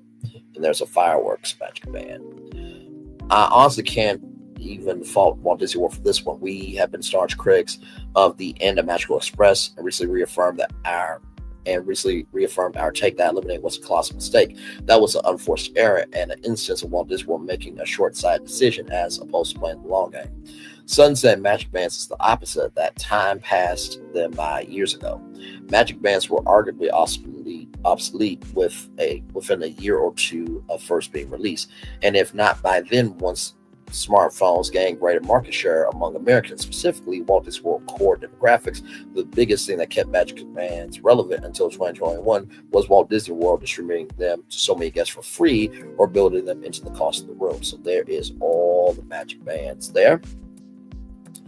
It's understandable that many guests, especially especially technology averse ones who disagree with this, it likewise makes sense that fans push back on all the cost cut, nickel and diming, etc. As a matter of principle, if we give Disney an inch, they'll take a mile. I certainly don't like losing perks. At the same time, we're now several years removed from the decision to end free magic bands, so I should be able to safely admit that I think it was the right call. There's no such thing as a free lunch, and providing a magic band with every on-site hotel stay was incredibly wasteful on balance. If anything, I think the truly wrong call here was throwing good money after bad, making the Magic Band Plus, as I'm highly skeptical that it even managed to recoup its development costs. It wasn't worse product than its predecessor. If Walt Disney World was going to offer only one style Magic Bands, it should be the cheaper and dumber ones. Basically, they retired the wrong version of the product. So, all that being said, or Magic Band Plus at Walt Disney World, what do you think of the decline of wearables at Walt Disney World? Do you think the Magic Band Plus is worth the money, or is there better ways to allocate limited vacation budgets? Think Disney made a mistake by sunsetting the free Magic Bands for on-site stays, or was it the right call? Do you agree or disagree with our assessment? Any questions we can help you answer? Hearing your feedback, even when you disagree with us, it's both interesting to us and helpful to other readers, so please share your thoughts below in the comments. Well, first of all, what a long article. Just looking back here. Okay. So, what do I think about this? There was a thing back in the day, right? There was a thing back in the day, and I'm gonna pull it up now because y'all know I'm a Disney aficionado. As I pull this up, if there was a way to save the Magic Band program, which, honestly, to tell you the truth, now here's the thing: technology costs billions and billions of dollars. It's not even the physical item that's expensive; it's the tech inside the physical item that's expensive. But there was this thing called Pal Mickey. Okay, now this was an item here that was previously sold at Walt Disney World. And so what Pal Mickey was able to do back in the day was you could be anywhere in the park, right? As you can see here, it acted like a tour guide, sharing park tips, fun facts, and jokes, and played 3 different games. So you can use this anywhere in the park, and it will tell you like times and, you know, interact with you all throughout your vacation. So if there was a way, right, to have your Magic Band be the new Pal Mickey, where if you could, you know, put your Magic Band onto those different Magic Band stations and get fun facts about where you are in the park, then that would be a cool throwback to Pal Mickey. But once again, that's what we call creativity. And Disney's creativity right now is few and far in between. So yeah. But that's my take on it. Oh my Lord, that was a long article. That was a very, very long article. Yes, indeed. Hello, Divine Virtuous Woman. From Justine Bow, Divine Virtuous Woman 0 says, welcome tourists to Braylon's Virtual Tours. Please like, subscribe, and share with others. Always enjoy the tourism of the destinations. Braylon appreciates your support and presence too. Always do. Always do. So that's just a little bit about Disney there. I think that was probably the best way I could give my take on it. And yeah, 2 more now. Okay, yeah, those are some long comments there. I think y'all got the point about the Magic Bands. And there's 156 comments to the end of an era for Magic Bands at Walt Disney World. I'm not reading 156 comments, okay? No. In the words of Melody Cherie Rogers, I'm not about to play the piano with y'all at the DisneyTouristBlog.com. I'm not about to do it. Let me see what our next destination is here. Our next destination is Major League Baseball. Yes, indeed. I'm so excited to bring y'all this story. Saw this Thought it'd be really cool to showcase this to you. So the Little Rock-based Mariners affiliate to honor the legacy of the Little Rock Nine. This came out yesterday from Benjamin Hill. The Little Rock Nine sounds like it could be the name of a baseball team playing in Arkansas's capital city. And for 3 nights of the 2025 season, it will be. The story behind the name transcends baseball. However, from August 21st to the 23rd, the Arkansas Travelers, Seattle's Double-A affiliate, will commemorate a tumultuous and ultimately triumphant moment in civil rights history. In 1957, Little Rock was at the center of a social and political maelstrom. A group of black high school students, the Little Rock Nine, enrolled at Little Rock Central High School in an attempt to desegregate the school system. The state powers that be prevented the students from entering the building, utilizing the Arkansas National Guard to do so, thus necessitating a federal intervention. The students and the network of black activists that supported them persevered through the prolonged and terrifying ordeal, and today they're recognized as heroes. By the way, shout out to Daisy Bates as well, a very integral part of the Little Rock Nine. The Travelers' Little Rock Nine identity is fittingly a part of minor leagues baseball, the Nine, and initiative promoting black baseball and culture after the number Jackie Robinson wore during his lone minor league season in 1946. So there is the Little Rock Nine LR. I love the design. It makes me want to get a baseball jersey. Okay, can y'all please like do merchandise online so I can buy it online? Just saying, please and thank you. Because some of us Arkansans are all over the world. Okay, it felt like an amazing opportunity to honor the Little Rock Nine, from the name of the program to 9 players on a baseball field. There were so many different connections. Travelers general managers Sophie Ozer said, "We've been working on the logo and the look of it for a while, but tracking down someone with the Little Rock Nine was not so easy. 7 members of the Little Rock Nine are still living, now in their 80s. The Travelers eventually made contact with Carlotta Walls Lanier, the youngest of the group, who was 14 when she began attending Central High and graduated in 1960, the same year in which her family's home was bombed by segregationist terrorists. When I called Walls to tell her about this, she was so pumped and excited, telling me that she was a big baseball fan growing up," Ozer said. "One of them, Thelma Mothershed, where passed last year, and a couple live out of the country, and they're older, so we don't want them to travel if they're not comfortable with it.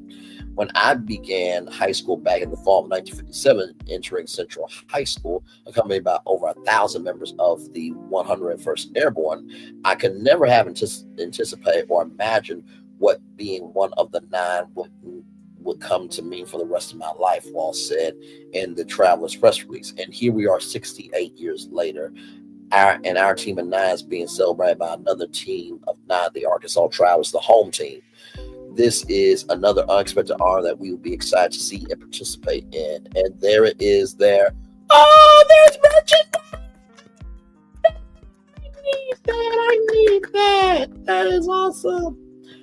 The Travelers intentionally set the Little Rock Nine unveil for February 17th, which was yesterday, as the 3rd Monday of February as Daisy Bates Day in the state of Arkansas. Bates was an activist, newspaper publisher, and president of the NAACP's Arkansas chapter, which played a key role in advising the Little Rock Nine and fighting for their cause. The logos were created by the Little Rock-based design firm Eric, Rob, and Isaac.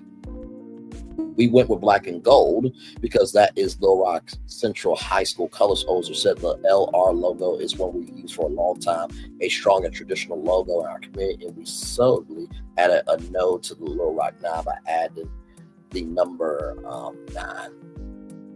9 and gold pops out from what otherwise would have been a blank space within the R. It's a thoughtful touch, presiding a weekend that promises to be full of memorable events. We have the weekend broken up into 3 different parts, said Ozer, mentioning plans to honor Central High and the local HBCUs in addition to the Little Rock Nine. Another thing worth mentioning is that all the jersey auction proceeds go to the Little Rock Nine Foundation, which works closely with the Clinton School of Public Service here. So we'll have some scholarships that are created through that as well. More details regarding the Little Rock Nine will be announced throughout the Travelers 2025 season, which kicks off on the road against the Midland Hounds on April 4th. That is awesome sauce right there. Thank you guys so much at Major League Baseball and also to Minor League Baseball for honoring these wonderful non-students who went into that school to change the world for all of us to have an education. And like I said, I would like some of this merch right here. I'm just saying. So Minor League Baseball, Arts on Travelers, if you could just send me, just a gift package, I would certainly appreciate. You can DM me at Braylon_Lee25, or I'm more than likely will DM you and try to see if I can get that merch for free. And a beautiful black sister wearing that merch there. How cool is that right there? Oh man, I absolutely love doing what I do. Absolutely indeed, man. Yes, indeed. More Virtual Draw Live coming at you right from this space right here and right now. Like I told you, the cable television network industry is changing. Of course, like I told y'all, I was ahead of NBC News and the Today Show in terms of telling y'all that NBC Universal is spinning off the networks for them to potentially be sold. And I told you about Warner Bros. Discovery separating the cable networks from the studios and streamers. And here it is from Cord Cutters News: 5 cable TV networks most likely to shut down as of February 2025. The cable television landscape is undergoing a dramatic transformation as cord cutting, acceleration, streaming services continue their rise to dominance. Many cable networks are facing an uncertain future, with some forced to make drastic changes or face a potential shutdown. Next month, Universal Kids will shut down. At the end of February, another cable TV will shut down. And we talked about Universal Kids shutting down as well. We talked about, which one was this one? Let me see. Did we talk about this one? I know we talked about Universal Kids because we did talk about that on Virtual Live. But this one here, no, we did not. This other network is called on or after February 28th, 2025. Okay. Now the question is not if another cable network will shut down, but what network will be next to shut down, with issues at Paramount, with them being in $15.9 billion in debt, and the Sky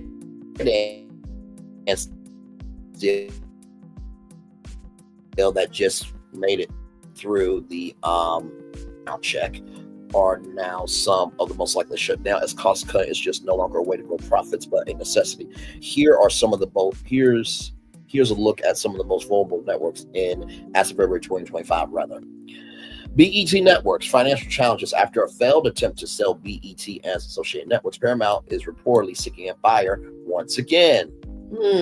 Interesting. If a sale doesn't materialize, some of the less profitable networks such as BET Hip Hop, and BET Soul could face closure. There are also questions of how dedicated the soon-to-be new owners of Paramount would be to their cable networks. Like I said to y'all, we talked about this before. Disney could buy BET, combine it into Freeform, and that could be Disney's black network because Disney does not have a black network. NBC Universal could buy BET because even though Bravo is watched by a lot of black people, that doesn't mean NBC has a black network. It can combine with Bounce TV, which is supposed to be up for sale from EW Scripts, and it can be an independent network. Or it can combine with Stars from Lionsgate, and Stars and Lionsgate separating. It could combine with WeTV to create a whole new entity. The CW is a broadcast network, so I don't know how that cable broadcast network marriage would be, but it could be possible. So BET is definitely a hot commodity. The question is, who is going to purchase it? What will they do with it? And how will they go about, having BET in their family of networks? MTV channels consolidation and decline. Paramount may consolidate rather smaller MTV channels like MTV2 and MTV Classic into MTV and Paramount Plus as the younger audience increasingly migrates to online services. The shutdown of MTV News, which was so fucking stupid. They got rid of the archive and everything. So all of that work is gone. Unless somebody has it on backup drives and hard disk, or hard drives rather. Flash drives and hard drives, I meant to say. Last year, further signals the challenges faced by the MTV brand. Paramount is facing a need to cut costs right now that could put many MTV channels on the chopping block. This all comes as Paramount canceled several award shows that they are running and getting funding to finish up upcoming movies. Boomerang. Facing competition, Warner Brothers Discovery, the owner of Boomerang, is partnering with MeTV to launch MeTV Tunes, a free over-the-air channel featuring classic cartoons, which many of which were previously shown on Boomerang. This direct competition, coupled with declining leadership, puts Boomerang's future into question. You know, Boomerang, the slogan for Boomerang is all coming back to you. So to me, you could have done throwback sitcoms and, you know, game shows and documentaries and just have it be a throwback channel, just evolving from cartoons. But hey, listen, y'all the smart ones in media. I'm just laying in bed in Ohio, just talking on YouTube. FXX, second tier struggles. FXX, like other second tier cable networks, is facing declining viewership. Disney focus on using FX content to bolster Hulu's subscription raises questions about FXX long-term viability, especially after being dropped by Spectrum, the largest cable TV provider in the United States. Now, I did tell y'all a while back that, you know, if A&E networks change to Hulu networks, that will be utilizing the power of Hulu, because now they have linear TV programs that Hulu Studios can make shows that can air on Hulu networks. But, and by the way, FXX means Fox Extended Extra. I had no idea of that. But as you can see here, as of November 2023, FXX is available to approximately 58,000 paid TV households. Well, guess what? You can change this to Hulu. Oh my God, this could be the Hulu network. But once again, y'all the smart ones, just a buck. Going back to our destination here. Freeform vulnerability after Spectrum drop. Disney's recent decision to remove Freeform from Spectrum, the second largest cable TV provider, leaves the network vulnerable with its reliance on reruns and availability of much of its program on Disney Plus. Freeform's future appears uncertain. Well, at this point, I think you should, try by BET and combine it with Freeform and just make that your black network. But the problem is, you have a racist, ignorant bastard in Washington that will probably dig into that buying of BET. But you could make Freeform a entertainment network for content creators and for anime and for video games and for entrepreneurship and fandoms, right? But hey, it is what it is. Y'all the smart ones, allegedly. Evolving landscape. The cable TV industry is in a state of flux, with networks struggling to adapt to changing viewer habits and the rise of streaming. As cord cutting continues and competition intensifies, the more cable networks face significant challenges or even disclosure in the coming months and years. This ongoing evolution highlights the dynamic nature of the media landscape and the need for cable networks to innovate and adapt to survive in the streaming era. Yeah, I fully agree. And then, of course, y'all, right here, y'all post the same article every few months and they are still there. They keep doing this for clicks. Investors won't let them abandon networks, especially with Paramount trying to leverage more from YouTube TV for their networks on that service. That's the thing. You're not giving them anything new. Why do you think fast food restaurants still are around? Because they always are offering something new. If you offer nothing new, why should I come back to your restaurant to buy anything? Damn. Anyway, I just keep it a buck.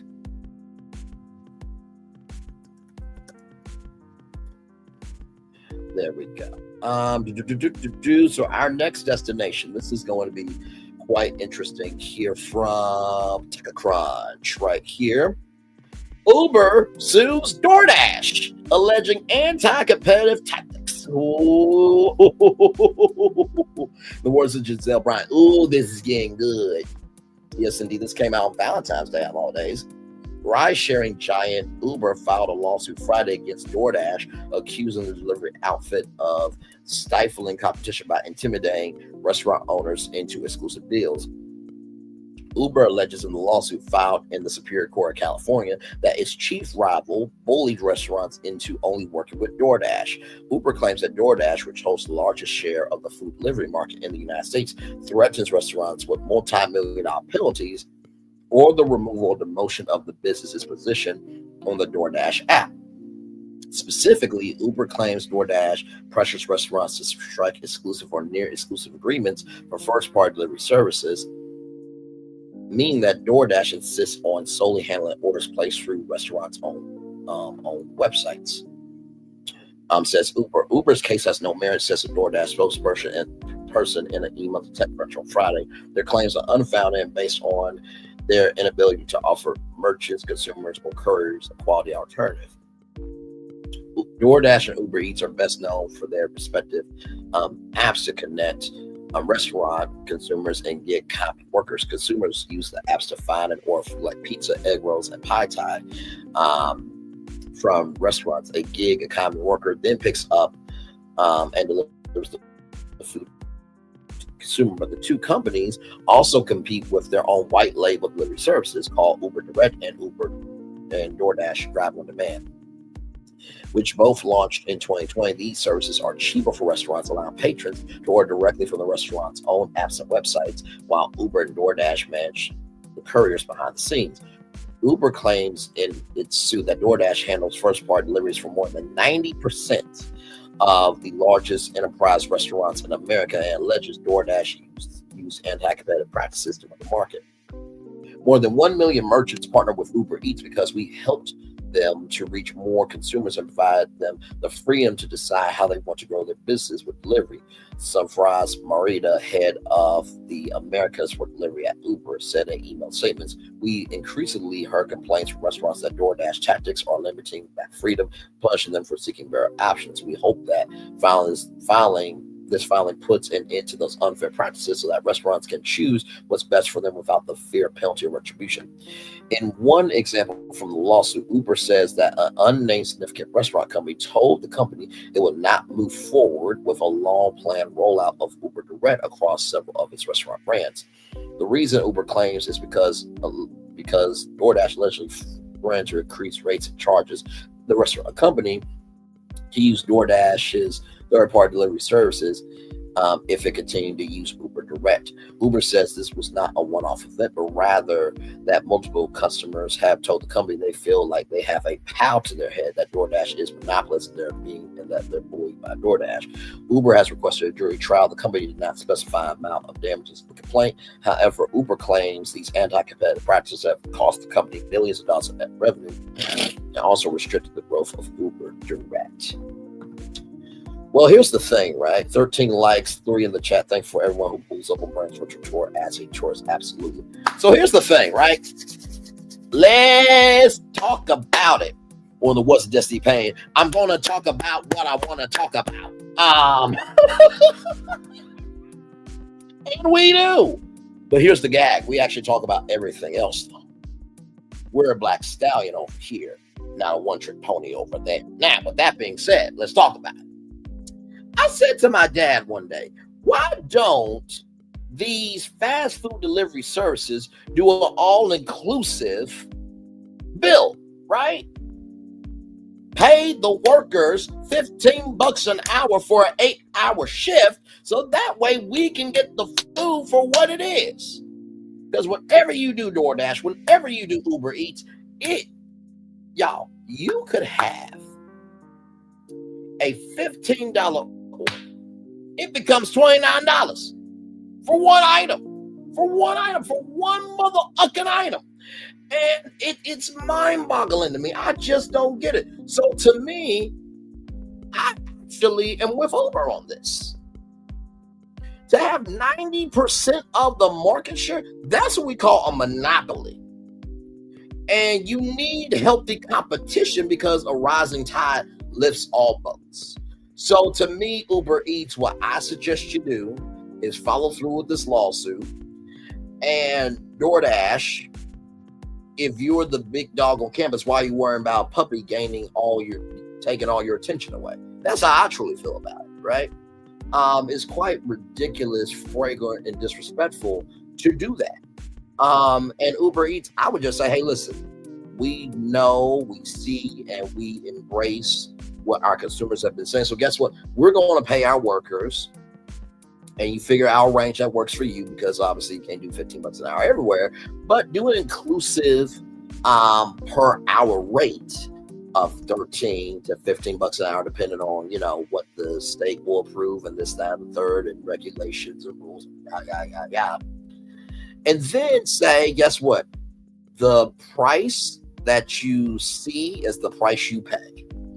If you do that, you will be soaring, because people are tired of all the extra fees.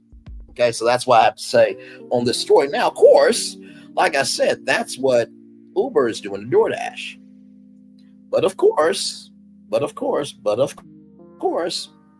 from Business Insider via MSN, Uber and Lyft drivers are teaming up to create their own apps to make more money. Right here.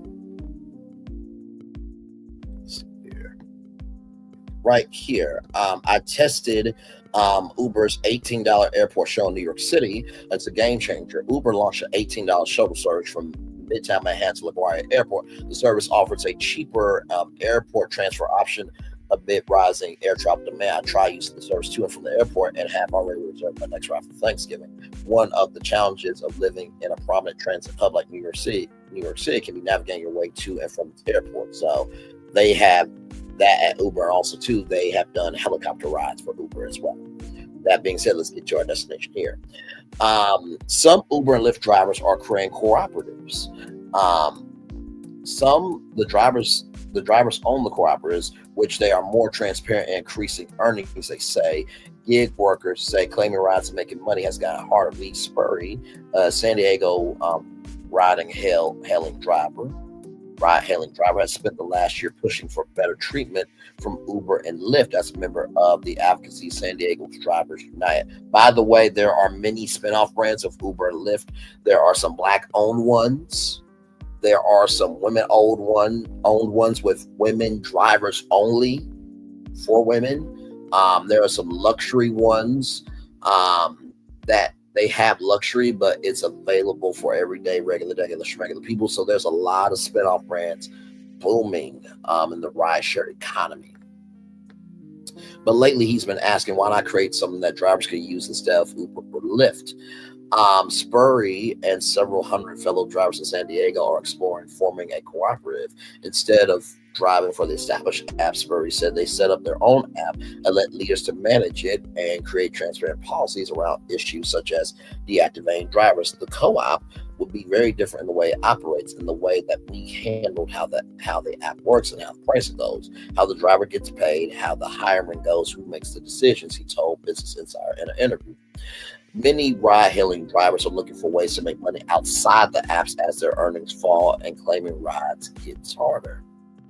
Some have created their own black car businesses. For instance, others such as Spurrier are creating these ride-hailing cooperatives, a nonprofit model that they say could yield better returns for drivers.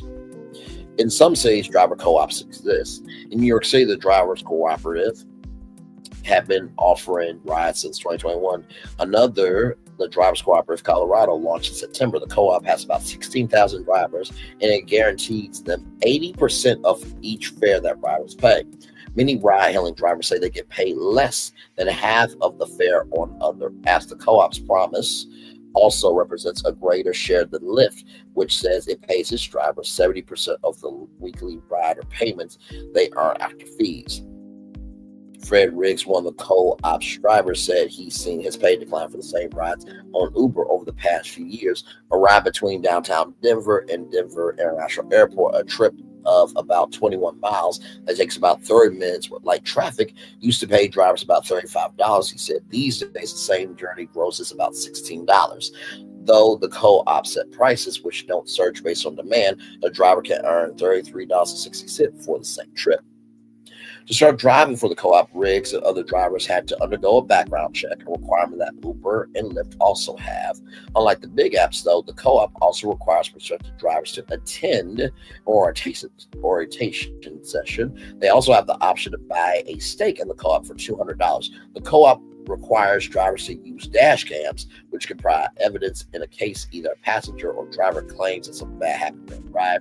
It has a committee to review those cases and decide whether to issue a warrant or dismiss the driver from its app, said Isaac Chidota, the co-op's general manager. Uber, Lyft, and other gig work apps often deactivate drivers' accounts without providing a clear justification or a transparent investigation.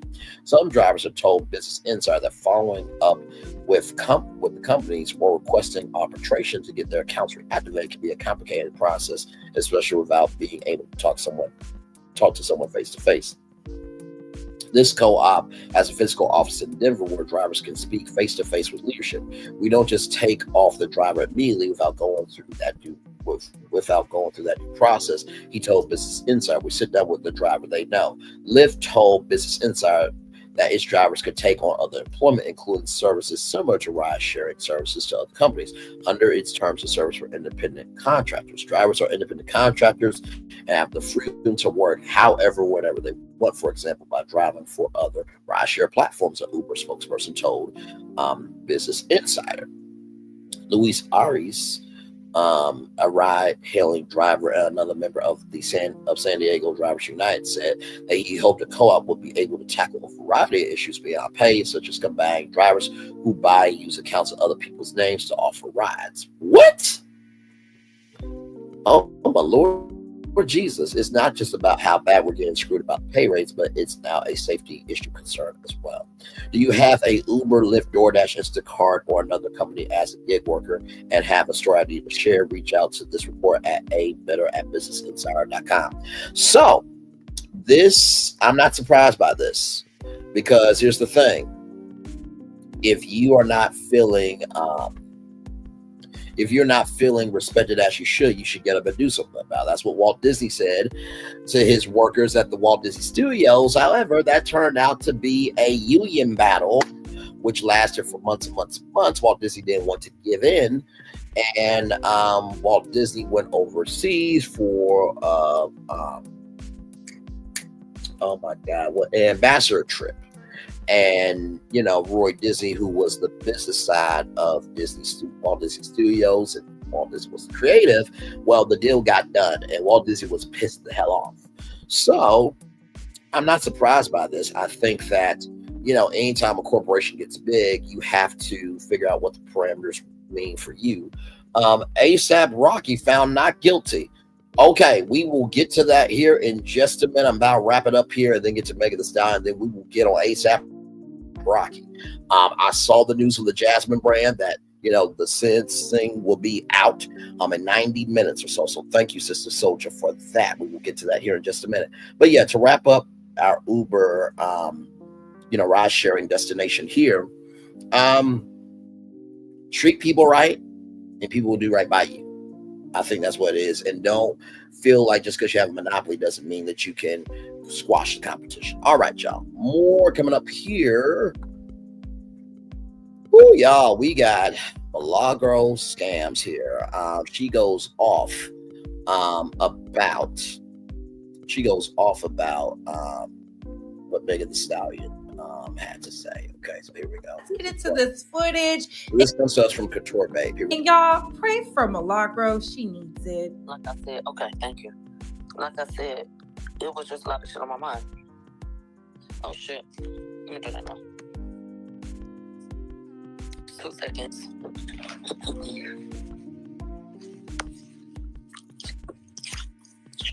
Our Shadow was having a fit. He had to be put up. He is not used to being fucking bound. Okay. So, this is what the hell going on that just got me annoyed to the max, bitch. There was a lightly veiled threat that I just saw. That was directed towards me, or that had to do with me. And I'm going to tell you why I feel like, bitch, it was said. Y'all know how things have to be collected. So an accusation has been made. And when the accusation was made and a lawsuit was filed, they said, we want you to produce different things so that we can take a look at, you know, shit that we feel like is relevant. Right? Okay. Now, for those of you who don't know what's going on, Milagro Scams, which another content creator, I can't remember the name, but they came up with the name. I think it's very true because basically Milagro Scams bullied Megan Thee Stallion and worked with Tory Lanez to, you know, mollywop mentally, socially, or otherwise against Megan Thee Stallion. And she also doxed her family's information and also did a deep fake AI porno. And so apparently Milagro Scams is broke as fuck, as the broke individual that she is, and her existence is a waste of space, and she probably should have been swallowed by her mother. So a black woman bullying a black woman, even though Megan has done nothing wrong to this woman, because Milagro Scams doesn't have the capacity, capability, comprehension of brain cells to form a brain, the vaginal tissue, or a frequency to be an original content creator to go after somebody that is bigger than anything she will never do. Okay? Now notice, Tossaway K went after Cardi B, talked about Cardi B and her child having a STD. Tossaway K got paid $4 million. A person named Nosy Ho Live, who goes live and is a nosy 304 and can lay on her back and, you know, take in anything and everything, but yet when somebody puts her on her back and calls her out, she gets big mad and she's got to pay $50,000 every time she mentions Nicki Minaj. And now you have this black woman bullying another black woman. And now she is big, scared, frustrated, all out whack because she couldn't stick to the prompts. Okay. Let's roll on.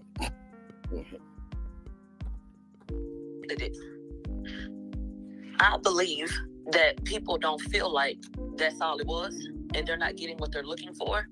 So now that here comes the bullshit. Well, I don't want to have to go to the judge to have to order this or that.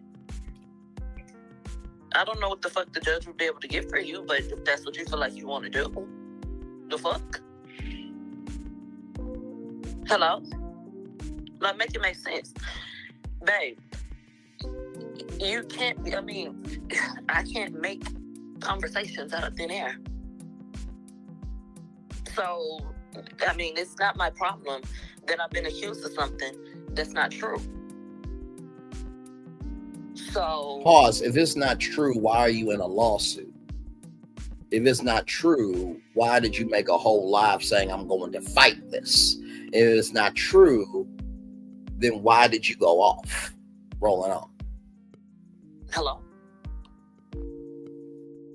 Okay, like, what, excuse me? Like, oh, well, can you do this? You didn't satisfy this. You didn't do this the right way. And we asked for all communications. Yeah, you got it. Yeah. No, but you thought you would find something else. So you're not satisfied. And you think that there's something being kept from you now? I told you there wasn't nothing. I told y'all on Station Head, babe, I read to y'all my messages what they saw. There's nothing there. Literally. So that had me annoyed because nigga, this why I'm annoyed, because I know how the media plays. If they go to the courts saying, we want sanctions and we want her to be ordered to give up this or that, that's gonna be marked as I'm trying to be evasive. Correct. That means that you are trying to manipulate the system, or, you're trying to recuse evidence out of court to make your ass look good. Rolling on. Be regarded publicly as though, well, maybe she's keeping something because why would they need to go to the judge to do da da da da da da da? You understand? Which is why I'm annoyed, because bitch, there ain't nothing there. But it's just, child, get the fuck, please get off my phone with that bullshit. There's nothing there. So, the fuck? Nothing there, but you're going off about something there. Okay. Obviously, we have to respond, you know what I'm saying, to them and what they're saying. But don't be surprised if you look up one of these days and they done went to the judge to tell the judge, well, we need this and that, order her to do this or that, or whatever the fuck they call themselves doing, because they feel like they don't have everything. Okay, that's one. Number two, bitch, when I tell you I've been so stressed, it don't make no damn sense. Do y'all? But wait a minute. You said there's nothing there, right? But yet you just said you're so stressed. Child, tell me that you want to wear the crown, but yet you can't handle the weight of the crown. Rolling on. And did y'all see that Unite the People said that they would take on my case? Did everybody see that? Okay. So for those of you who don't know, PDF-ademics was going to pay for Milagro Scams defense fund. Yeah, DJ PDF-ademics that talked to a 15-year-old of, is there not another 15-year-old you could smash? That one was going to pay for this one's defense fees. Rolling on. Bitch, the lawyer need his money. Hello? I'm in a position, I have been put in a position, read between the lines. I've been put in a position where I was told that it might be better for you if the request is that you just retract or apologize simply because you don't have the money.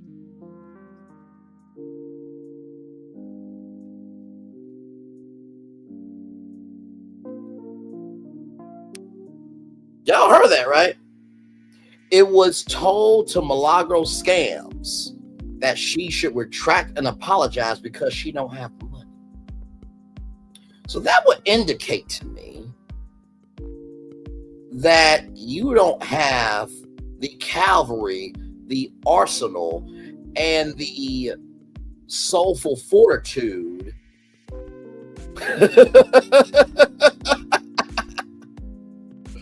to be able to put your pride aside to do the right thing, because you want to be happy, you don't want to be right. And by the way, Jay-Z, who we're going to talk about tomorrow morning, the lawsuit got dismissed. So you go up against Rock Nation.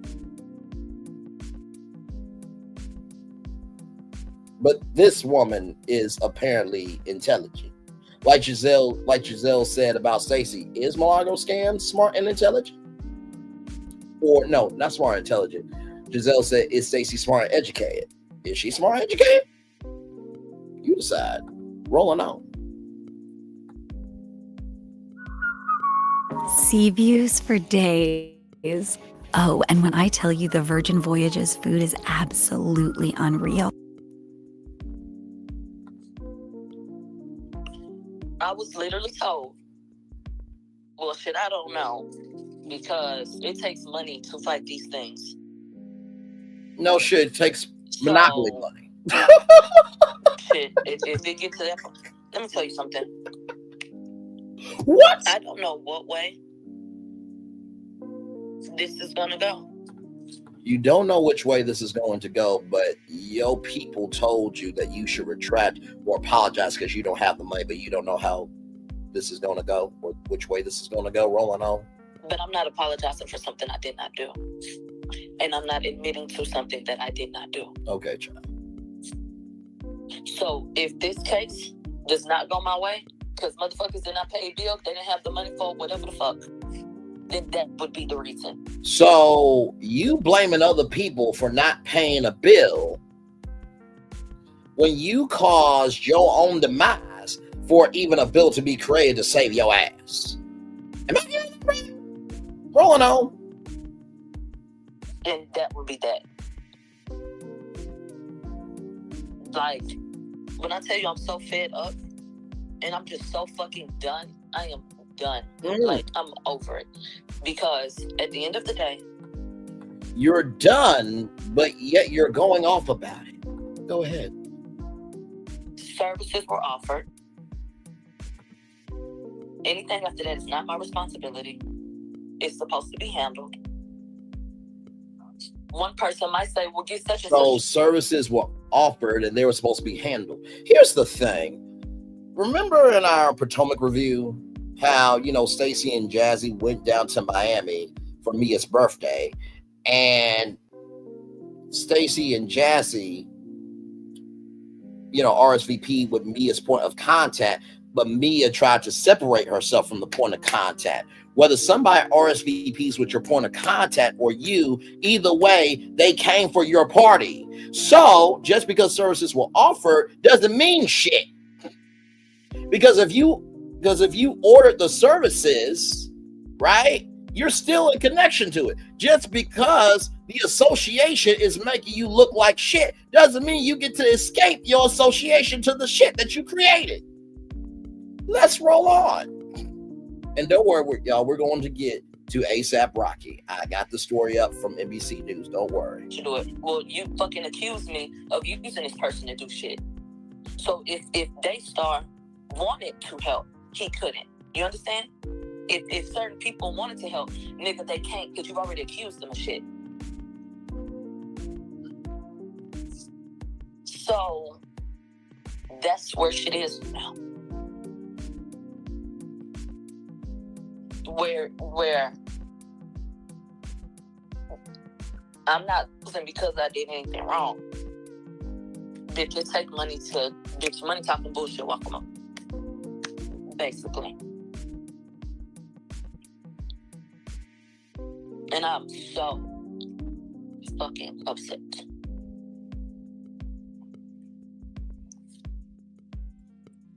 Needed to have that conversation with you.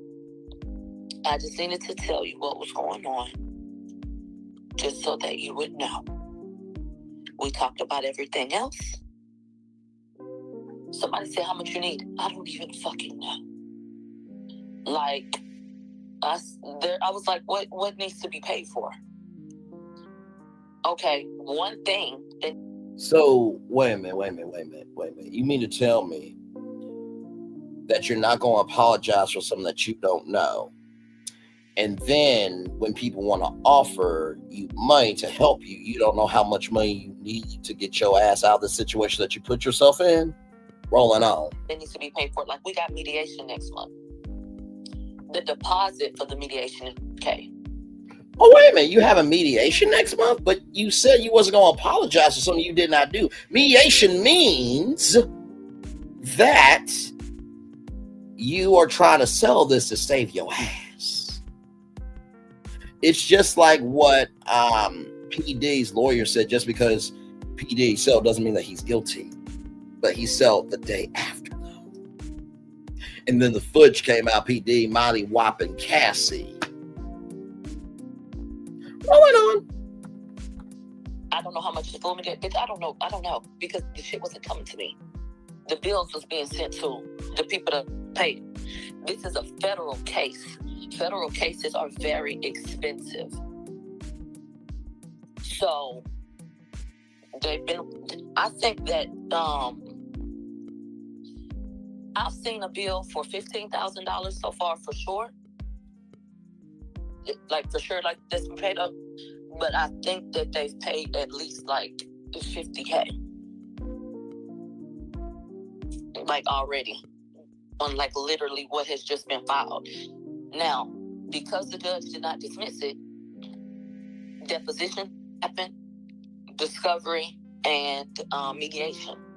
You have to pay for depositions. You have to pay. All these things cost. And that's the part of the process that gets expensive. But this is the whole reason for this. This is why a person would try to challenge someone as an independent citizen and try to milk the fuck out of them and try to cripple them in the courts, because I'll put it to you like this.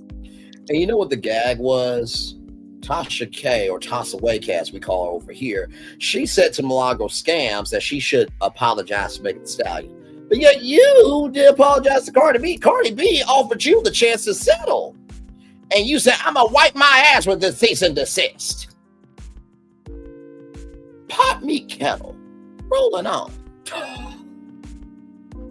She's not going to take your button to court, because your button could foot the bill and go ahead and the shit will just get thrown out eventually, because the things he said speak to things you said. I think ultimately the people would find that, okay, fine, fuck it. But she chooses me because I'm not a commercial platform. Y'all fucking know that. That's why it's $20 every 15 minutes. She knows that.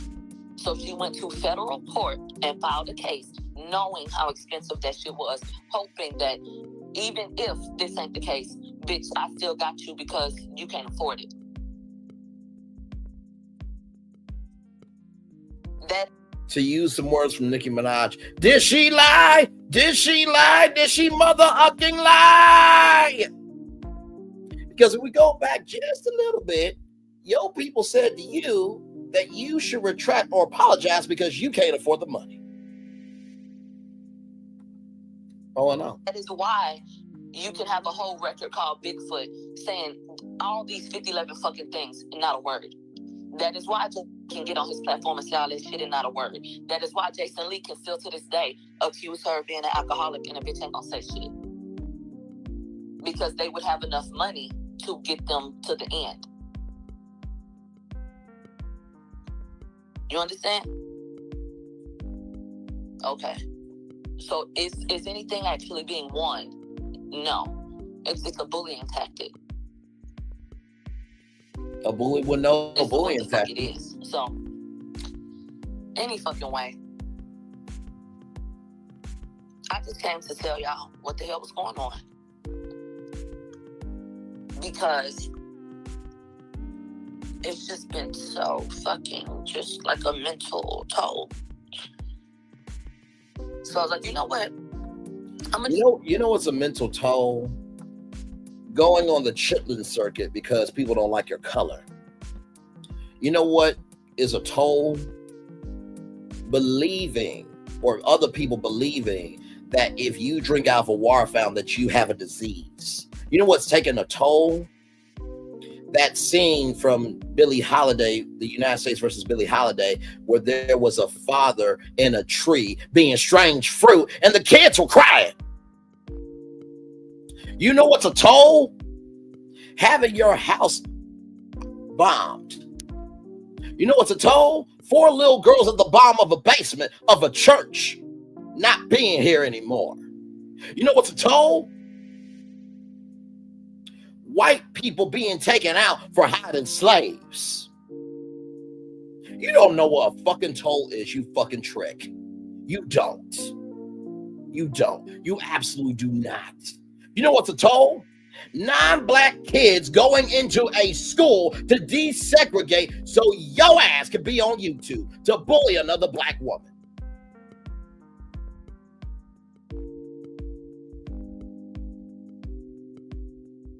You know what's a toll?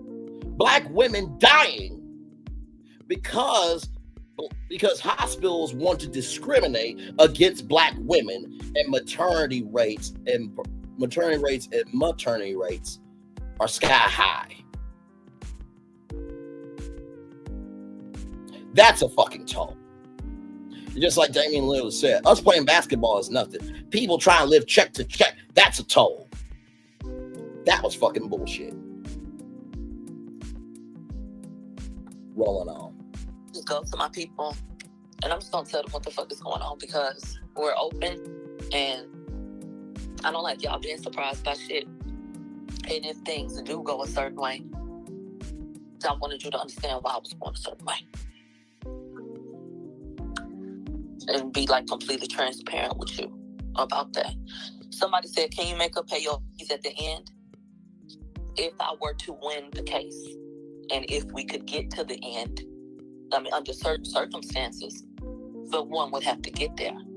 You understand? You have to get there. So it's not that I can't win because I didn't do anything.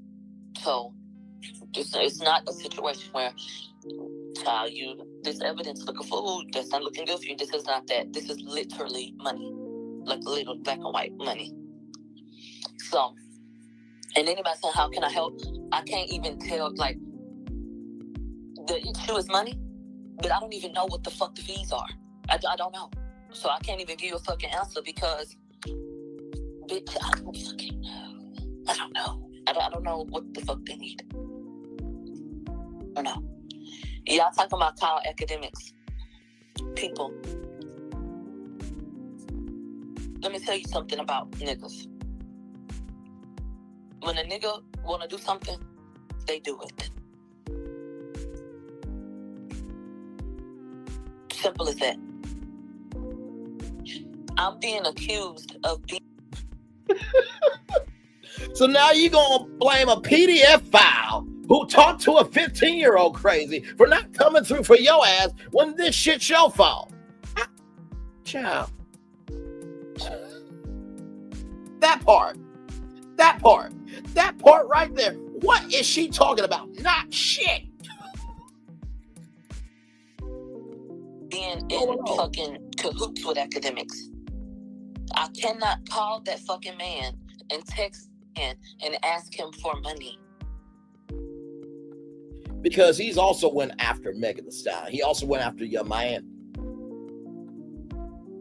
And he has a sexual assault case going on because allegedly he gang raped his ex-girlfriend and his friends gang raped his ex-girlfriend. Go to the live about PDF academics and you'll get all the intel that you need to know. Rolling on. So do you understand the other form of manipulation going on? Let me accuse you of all these different things concerning these different people, which ices them out from being able to assist in certain ways without it being manipulated. You understand?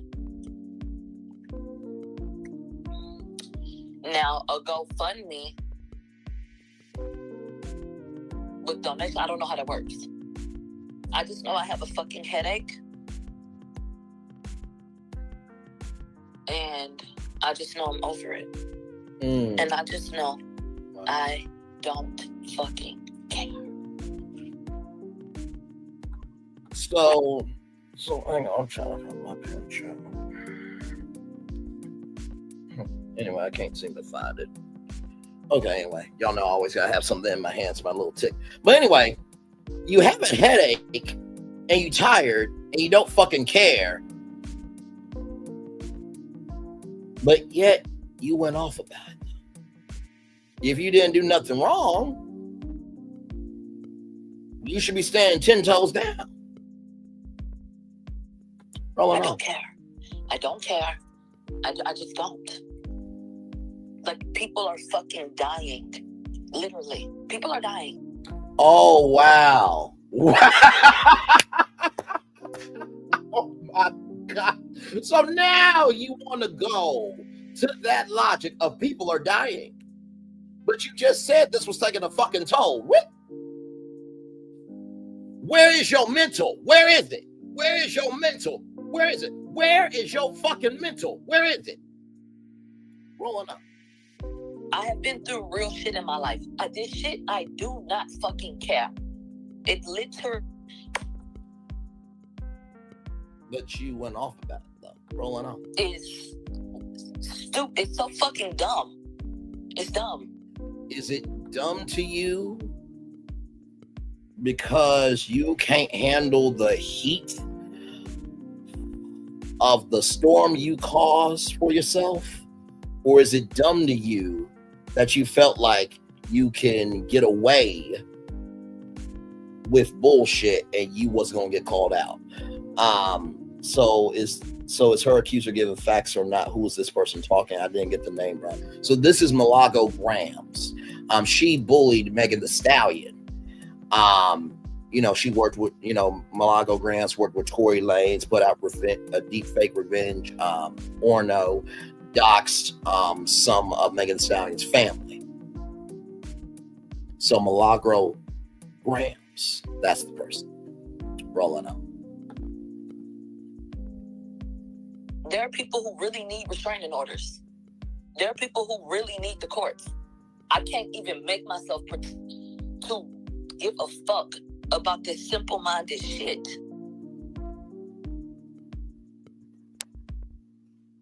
So it's like I'm just at my wit's end because if it's so simple, why do you have a headache? Headaches happen because of complicated problems. Rolling on. It shouldn't have gone this far. It's literally ridiculous. Go read that motherfucking lawsuit. Go read what the fuck is going on and what her problem is. This is ludicrous. It's ridiculous. Her overgrown ass should have set her pride to the side and said, your commentary is hurting my feelings. You're asking somebody to be grown, but yet you couldn't be grown and drink your water, mind your black-owned business, and be on your shit. It's the professional gaslighting for me. I can't do it. Rolling on. Even though I'm choosing to come to your platforms to absorb your content, it's hurting my feelings.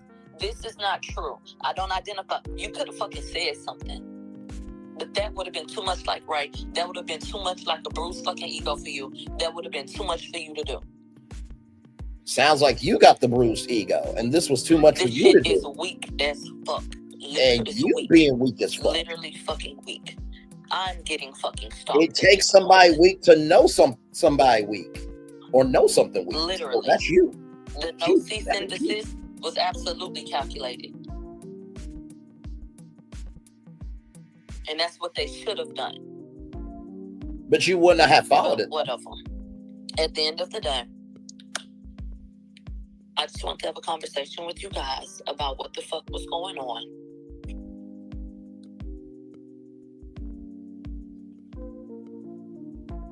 I was trying to see how sometimes when you're feeling things, it's hard to articulate your thoughts. All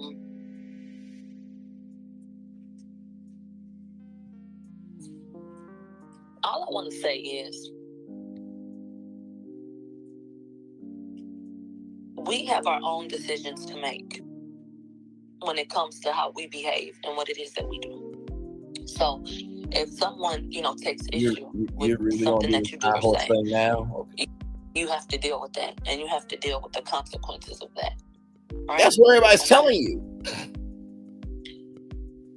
With that being said, I got up and said what I said because it was important to me to stand up for what I thought was the truth and what was right.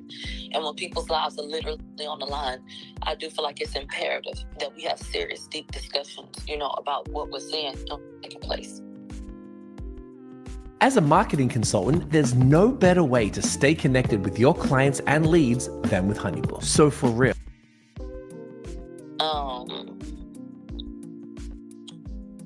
After this experience and in the midst of what's going on and with everybody being able to see like what this is, it's very disappointing and disheartening.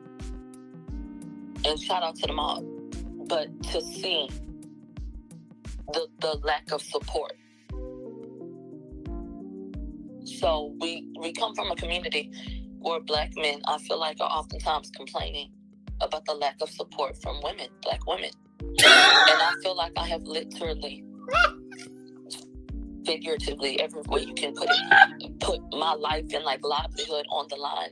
And I sit in these moments asking, like, what the fuck was the point? What was the point? I feel like you have people like you stand up for something that you believe in, and you do what you do. Hold on. You do what you do. But I feel like when you have so many people who were so ready to repost, and I agree with what you're saying, and all that, just all this shit like that. Like, for people to hit you up and say, this is fucked up what she's doing to you. And to never publicly stand for anything or to try to, like, just be supportive. Like, literally just be supportive. I think that's the best thing. I feel like this is how y'all lose soldiers. To be honest with you, I don't foresee myself standing up for a black man the way that I did this go around. Like, wait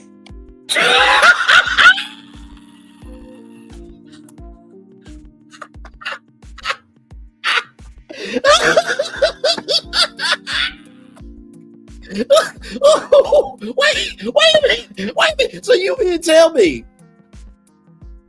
because you bullied somebody else, right, and you standing up for a black man, you gonna just never defend another black man in your life? So that means you don't give a damn about your daddy, your brother, your cousin, your nephew, any man in your life, your husband if you have one, your boyfriend if you have one, kids if you got them. So you just not gonna defend any man at all because of your own demise that you caused for yourself. Okay, child. Okay. Obviously, this person cannot have been a Corel Scott King. If we had her in the civil rights movement, we would still be in the cornfields, rolling on. in my life, I don't. As right as I feel about the decisions that I made, like as right as I feel about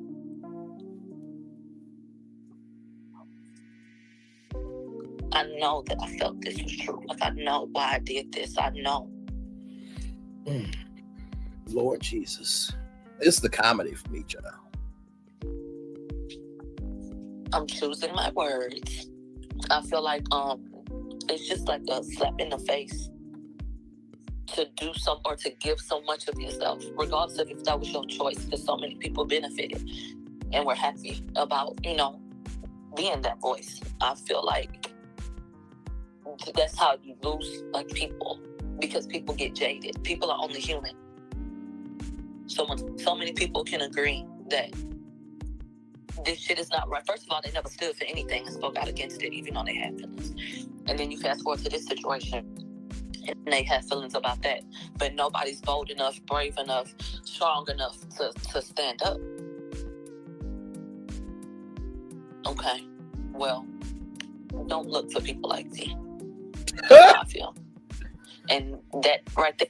Child, in order for people to look for you, they have to give a fuck about you being important. Rolling on. Exactly why I feel like people don't care to go out and to vouch. Because look at this shit. Out of all of the destinations we've been on tour together for, how many times have I advocated for women, children, good men, individuals trying to do good, the people who cause good trouble? You are big mad that you got your ass caught up. And so now you're taking retribution out on ever being supportive of anybody else because of your own demise that you caused for yourself. That's all this is. Just professional victimhood. Look at this shit. You could chalk it up and say you here because of your own words. Okay. I don't think it's that simple. It is that simple. I feel like I'm here because I was too impactful. And I feel like I'm here because too many people like me. That's what I feel. Oh my God. And for them to be the reasons why, I feel like I'm here. Oh Lord Jesus. You hello. Impactful.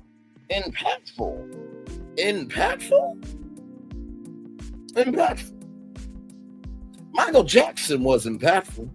Whitney Houston was impactful. Daisy Bates was impactful. Martin Luther King Jr. was impactful. Medgar Evers was impactful. Who the fuck is your ass? Oh, I think it's ridiculous to turn around and to not have support from any of these fucking people. That's what I feel. So just because you feel it doesn't mean I'm completely fucking, like I said, over it.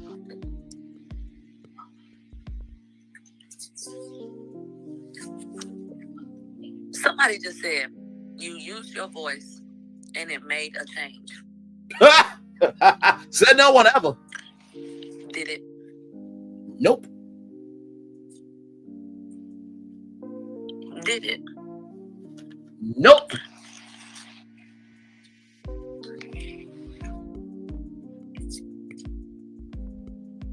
Was that worth it? Nope. And that's a tough question because the question actually is standing up for a black man worth it? Today, my answer is so if standing up for a black man is not worth it, right? That means everybody in your life that's a bear you could care less about. Right? That would be fair to say. Rolling.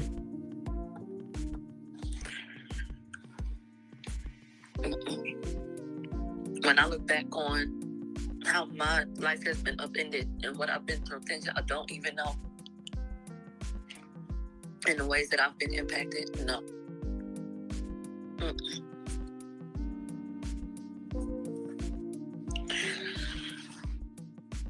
So anyway, what's already written is already done. So I really wish we could fast forward to whatever the fuck they're gonna do. Because like I said, I don't even fucking care. But you went off about this, though. I don't care. But you went off, though. So, child, I'm fucking over it. If this is not a female version of AL, we're rolling on. Thank you guys. Without my personal support system, and then being able to come and talk to you guys, it's something that's really uplifting and encouraging. So, you guys are everything. I appreciate you more than words can even express, literally. And I don't know. Like, I just feel like thank you so much for being on the journey. I feel like it just is what it is, honestly. We're almost done, y'all. We're gonna get to. I got one more story for y'all. Then we got ASAP Rocky, and then we'll just chill out. All right. So shit. I feel like shout out to you guys for being there every step of the way. Shout out to you guys because you understand my viewpoint. I feel like you understand my intention, and I just feel like you get it. So I love you guys. And y'all are fucking amazing. I'm still gonna do a show today. What else? I'm gonna go fucking smoke and go about my motherfucking day and finish enjoying my fucking day. That's what I'm gonna fucking do. Inhale, exhale. So I just want to have a conversation with you guys. I love you guys. Thank you for being here. And I am going to hang up and I will call you guys back. Okay? I love you so much. Virtual hugs, right? I wish I could hug you guys too. But I appreciate you so much, like I said. And I will talk to you guys later. And I really do hope that you guys have an amazing Valentine's Day. And we get to choose and decide what type of day we're going to have. So was it a bad day? Or was it a bad moment that you turned into your day? And I think that's a good way to kind of put things into perspective. You can let that moment become, the energy. And you can let that taint how you move and navigate. Or you can, let yourself feel. Think about it, talk about it if you need to. Take your deep breath and move on. Because, what can really be done about this shit? Bitch, $1 million not about the fucking sky. So, guess what? What the fuck I need to sit up and stress about this shit for? God's will be done. God's will be done. That's the most intelligent thing you have ever said, and that is 0.0% of the time. So there was a small bit of intelligence you just said was the smartest thing you said in all this. Let God's will be done. So, shit, nigga, do what the fuck you're gonna do. Is how I feel. Like, like if I could text God, I'd be like, just do what the fuck you're gonna do. Oh, you don't tell God what to do. That's not how that works. As my mom has often said, you don't have long enough arms to box with God. Dumb ass shit. This shit is so fucking stupid. Well, it takes a stupid ass person, or what did you say? One more time. Fuck you gonna do? Dumb ass shit. Shit is It takes a dumb ass shit of a person to know some dumb ass shit. so fucking stupid. Well, a fucking stupid person would know a fucking stupid person. So I love you, and I'm gonna talk to you guys later. Okay? Bye. And there it is. All right, y'all, roll it on. Y'all, here it is here from PR Newswire. Megan Thee Stallion introduces premium tequila brand Chicas Divertas with Blanco and Reposado offerings, and there is the logo right there. Now, for those of you who did not see this bottle, she had this bottle on tour, right? So here it is. February 15th, 2025. Today, 3-time Grammy Award-winning artist and entrepreneur Megan Thee Stallion introduces her new tequila brand, Chicas Divertas, which includes 2 premium offerings, Blanco and Reposado. Chicas Divertas is currently available for pre-order at chicasdivertastequila.com as well as reservebar.com. Time to coincide with Megan's 30th birthday.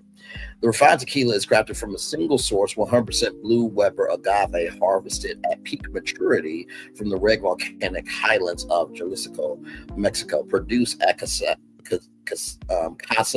Centella, Nome 1140, a distillery preserving tradition since 1904. It benefits from the region's rich terroir of volcanic soil and a cooler climate, yielding a naturally sweeter agave.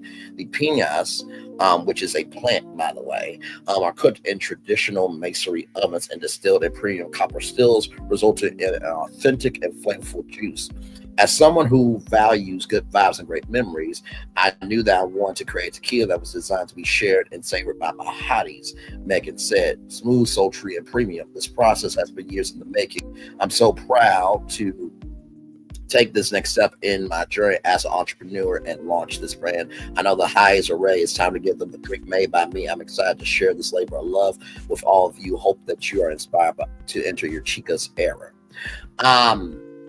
And so this tequila is for those stepping out, stepping up, and stepping through anything that they're going through in their life. And a lot of people say that Megan's the cognac queen. Here's the thing. In the world of spirits, tequila is a very high quality spirit. It is one of the top selling spirits. So of course, you go to where the money is, but also too, we don't know what Megan likes outside of what we see her drink. Because most people, I think, like tequila or vodka. Some people like cognac, right? Some people like whiskey, but most people usually fall in line with tequila or vodka. So that's just to give a little context there. This slender and curvaceous bottle is designed by a seductive but yet deadly angel's trumpet, a flower known for its bold colors and striking appearance. It is a real flower, y'all. A completely unique look. Each bottle features cuts and groups inspired by the agave plant and gradient hues of orange, pink, red, and purple. A dagger-pierced heart crowns the bottle, encapsulating the brand's S. Keep it cute, classy, and cutthroat. Blanco, the ultimate pass and pour spirit, features a pure and delectable and delicately sweet blend of citrus notes and herbal mints of rosemary and green tea that harmonize in a silky smooth finish. Reposado is meant to be savored, delivering a richly balanced profile of caramelized agave, American oak, and cooking spices with an elegant finish. Chicas Divertas Blanco and Reposado are sold in 750 milliliter bottles at 40% alcohol ABV. They are available for pre-order at chicasdiversostequila.com and reservebar.com beginning today or on the 15th. And they will be offered in limited quantities at select U.S. retailers with a suggested retail price of $70 to $80 respectively. That's not too bad. For more information on Chicas de Virtus, please visit chicasdiversostequila.com or follow Chicas de Virtus Tequila on Instagram, TikTok, and Facebook, as well as Chicas de Virtus on Twitter. No one calls it that. And then, of course, here are the email contacts, the PR contact for Megan Thee Stallion and PR contact for the tequila brand there. So yes, indeed, there. And here is the website. And then, y'all, we're going to get to ASAP Rocky. Yes, indeed, here. So there it is there.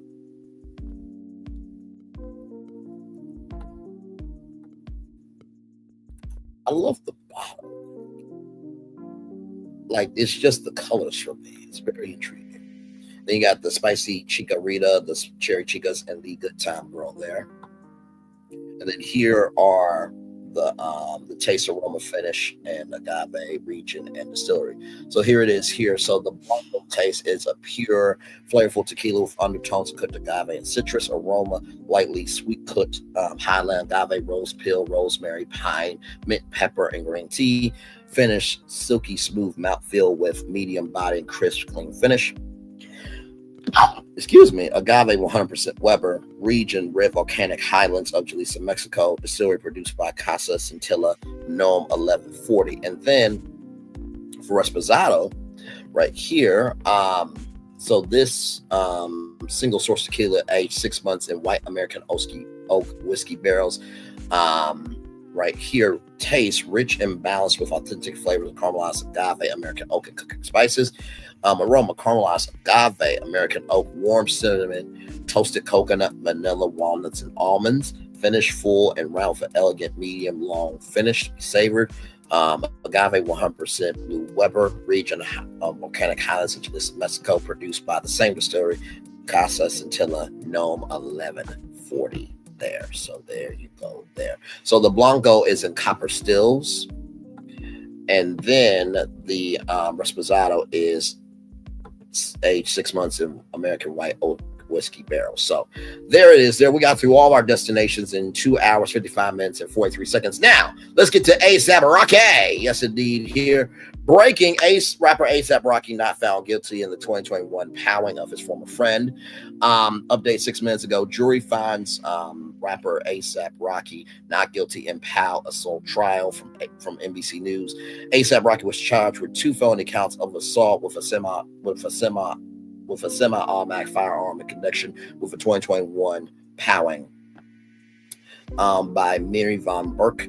Rapper ASAP Rocky was found not guilty on 2 felony counts of assault with a semi-automatic firearm after he was accused of powering his one-time friend and bandmate following a heated argument in 2021. The jury cleared the 36-year-old rapper, whose real name is Raheem Mayers, following a 3-week trial during which prosecutors painted Mayers as an aggressive attacker who powed his childhood friend and rapper Tyrell Ifan over a disagreement. Myers could have faced up to 24 years in prison, but prosecutors only saw 8 years. This is not a difficult case, Deputy District Attorney Paul Prisonoik said his closing argument Thursday. The question for you to answer in this case boils down to just really one question, and that is, did Mr. Mayers, the man at the table, did he use a real POW, or did he use a fake POW? Was it a real POW or was it a fake POW? Nothing else is in dispute. The defense argued that Ifan, who goes by the name ASAP Rocky, was envious of the hip-hop star and assaulted him twice on the night of the powing.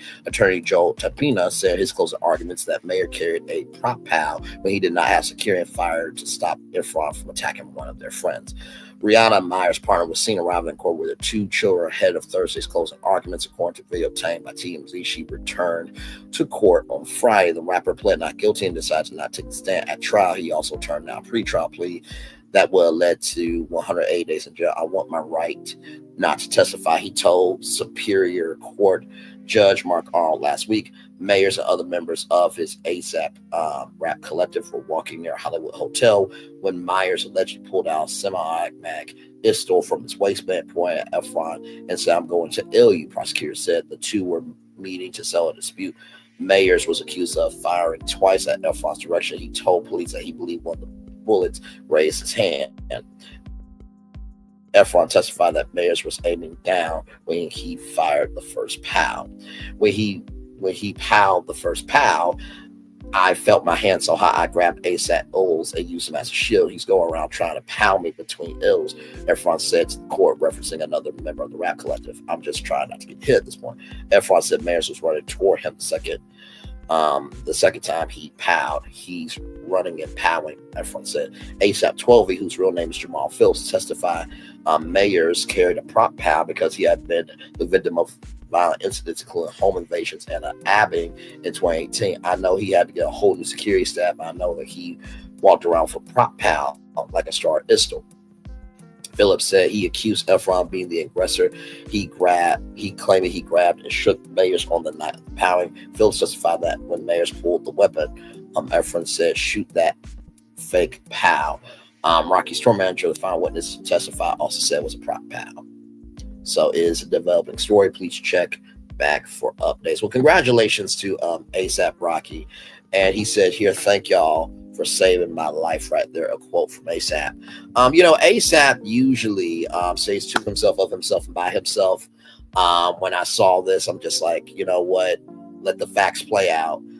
We never seen ASAP in any shape, form, or fashion being a hindrance, a problem, or a crutch to the culture. Only a resource, a support, and a space for bringing unity to community for the culture. So that's what I have to say on ASAP Rocky. Breaking news destination. So we had 9 destinations tonight there. And as we get to our 3-hour mark, I'm going to turn my camera now because we've done the whole show for over 3 hours. Yes, we have.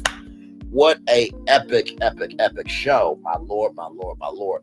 Wendy Williams, her evaluation was today. I pray that everything went well.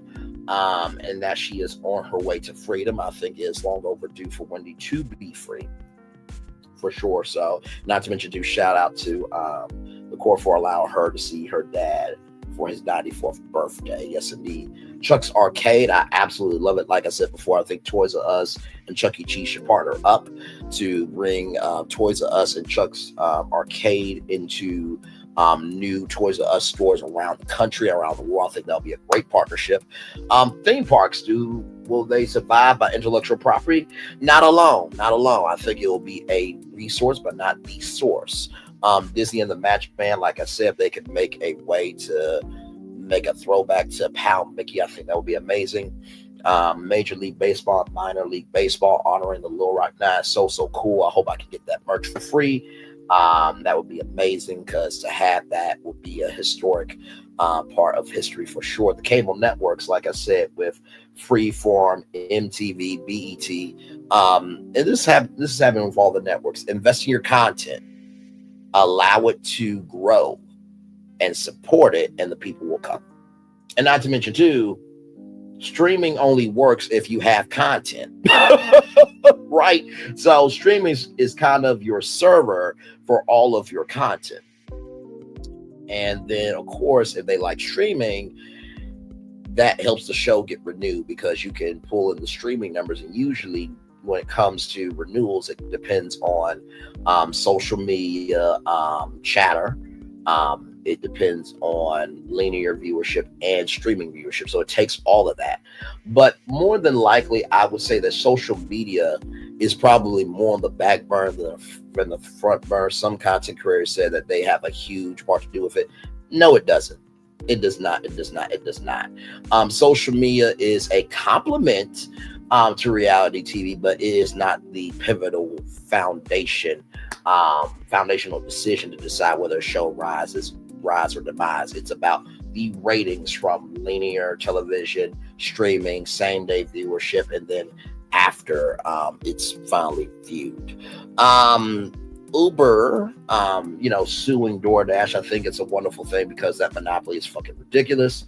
And Uber Eats needs to make an all-inclusive price, so that way the price we see is what we pay, and that will definitely expand competition. Milagro scams, you are a scam, you're a fraud, and you're a waste of life. moving the fuck on. You did what you did. And when guys say go, he don't stop. You understand? So it is what it is with you. Take this as a thought lesson and stick to the assignment, and the assignment won't be about you. And then Megan Thee Stallion with her tequila. Much love to her. I love the Black Renaissance of people going into the spirits world with vodka, whiskey, tequila, gin, and everything in between. Even ready to go drinks as well. Y'all know Snoop Dogg's gin and juice. Snoop Dogg and Dr. Dre's gin and juice, rather than that ready to go drink line. And then, of course, ASAP Rocky being free. Congratulations to you, good sir. Please celebrate tonight. But celebrate tonight at home. Yes, indeed, y'all. So what a epic show. Thank you to Divine Virtuous Woman Zero for being here. Sister Soldier for being here as well. Justine Battle as well for being here. Appreciate you. My Thoughts, thank you for being here as well. Helen, thank you for being here as well. And Lynette Stiller, thank you for being here as well, y'all. We are at 3 hours. So I'm going ahead and do the Daily Motivator, and then I'm going to head on out of here. But it's been a great show tonight. Before we get to the Daily Motivator, though, I want to show y'all some shows I got for y'all tomorrow. Okay, so I got your 11 a.m. show and your 6 p.m. show up and ready to go here. So here it is here, right here. Tomorrow morning, we're going to be talking about education. We talking about Jay-Z. The case was thrown out. The lawsuit was thrown out, rather. The Delta plane crash in Toronto. We're going to talk about Target. Some good news on the horizon from the daughters of the late founder. We'll talk about that. Tyus Walker doing big things in the world of e-gaming. Cultural date nights. Cannot wait to tell you about that. Sienna Naturals. Then a black business district in Tennessee is getting some love, and then Carlos King. Yes, we have 1, 2, 3, 4, 5, 6, 7, 8, 9 destinations for you live tomorrow morning at 11 a.m. happening in 13 hours there. And then, of course, YouTube Studios. Is it coming for real? For real? There was an article from TV News Check asking, is YouTube the answer to daytime TV? So, of course, we will be breaking that down in 20 hours live at 6 p.m. So 2 shows for you tomorrow. I'm looking forward to seeing you all there. Now, with that being said, let's get to the Daily Motivator. No one grows old by living, only by losing interest in living. Ooh, Marie Bignon Ray. I like that right there. It's time for the Daily Motivator for Tuesday, February 18th, 2025. Enduring purpose. Following purpose is more work than pursuing pleasure. You ain't never lied, Ralph Wilson. Yet a devotion to purpose can bring much greater value, particularly over time. In and of itself, pleasure is desirable, enjoyable, and can be harmless. Yet the constant, unbroken pursuit of pleasure deprives you of opportunities for more valuable and productive activities. With the future, by its very nature, filled with uncertainty, it might seem that living for the moment is the smartest choice. However, there is even a better choice. You can live in the moment and indeed live very well in each moment, while also living for an enduring purpose that transcends the moment. You can invest in the future while also finding satisfaction and enjoyment in the present. No matter how much you possess or experience, no amount of pleasure can sustain you. At some point, you will be forced to call upon purpose, and the more of it you've seeded into your life, the better. As you enjoy the blessings of each day, seek ways to employ them toward meaningful, purposeful ends. Give your life the power of endurance that can only come with purpose. Ralph Morris. And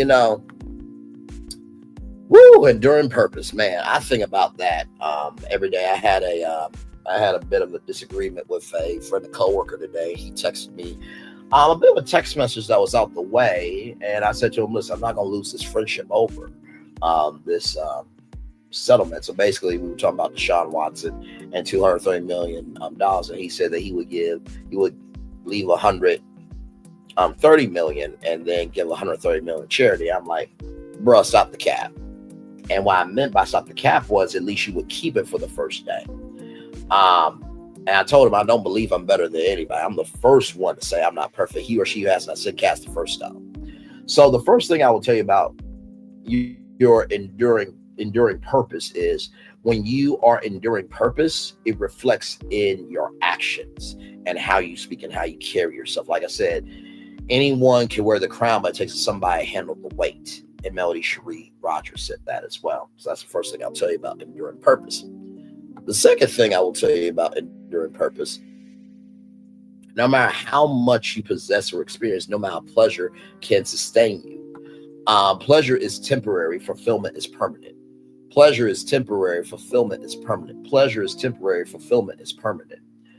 And I truly move that way in my life. If something does not contribute to my rise, I don't invest in it. I just don't. To some that can seem dismissive, that can seem disrespectful, that can seem just downright disrespectful. But my joy, my peace, and my quality of life is non-negotiable. So that's the second thing I will tell you is that pleasure is temporary, fulfillment is permanent. Pleasure is temporary, fulfillment is permanent. Pleasure is temporary, fulfillment is permanent. Give your life the power of endurance that can only come from purpose. Attention is noise, purpose is sound. Attention is noise, purpose is sound. Attention is noise, purpose is sound. Senator Tim Kaine said something I'll never forget when he was campaigning to be vice president. If you really want to know how somebody has carried themselves, look back at their history to see what they've actually cared about. And I fully agree with that. You know, my mom said to me, money and circumstances don't change people, just amplify what's already in them. And there's a lot of people that were never born to be anything of purpose.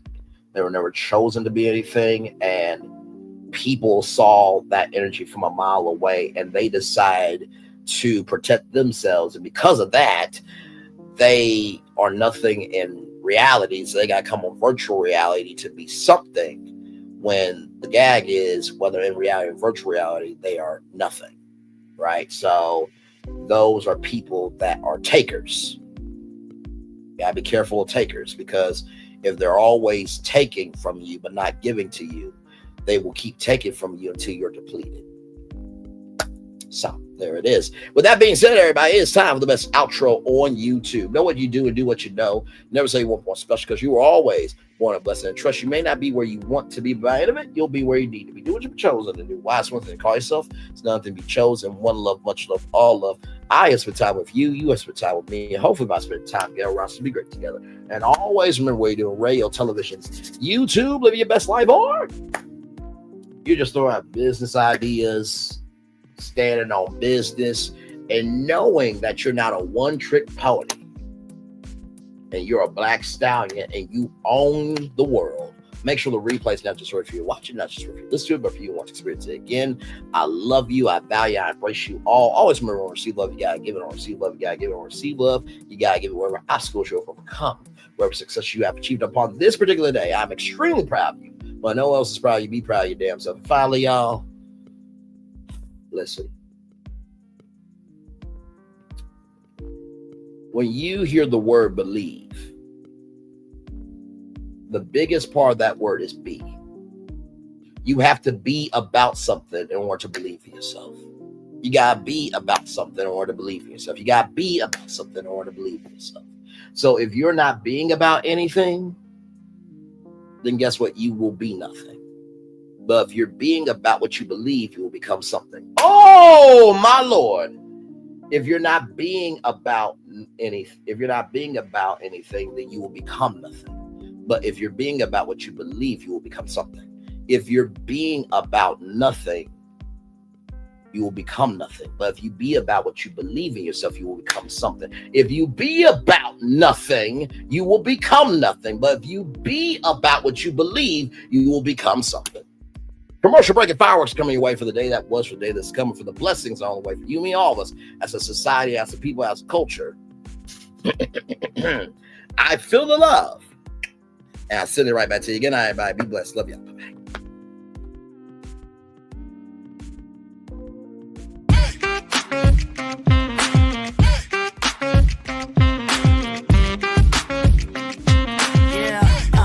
Yeah, we hustle all day. Yeah, we're working, let me play. You know me, work real hard, now we're ready, let's play. Hey, hustle up, yeah. Ready, set, let's go, yeah. Hustle up, yeah. Ready, set, let's go. Turn it up, turn it up, turn it up, turn it up a little louder. Now get low, come on, drop it to the floor, yeah, drop it to the floor. Turn it up, turn it up, turn it up, turn it up a little louder. Now get low, come on, drop it to the floor, yeah, drop it to the floor. Turn it up, turn it up, turn it up, turn it up a little louder. Now get low, come on, drop it to the floor, yeah, drop it to the floor. Turn it up, turn it up, turn it up, turn it up a little louder. Now get low, come on, drop it to the floor, yeah, drop it to the floor. Turn it up, turn it up, turn it up, turn it up a little louder.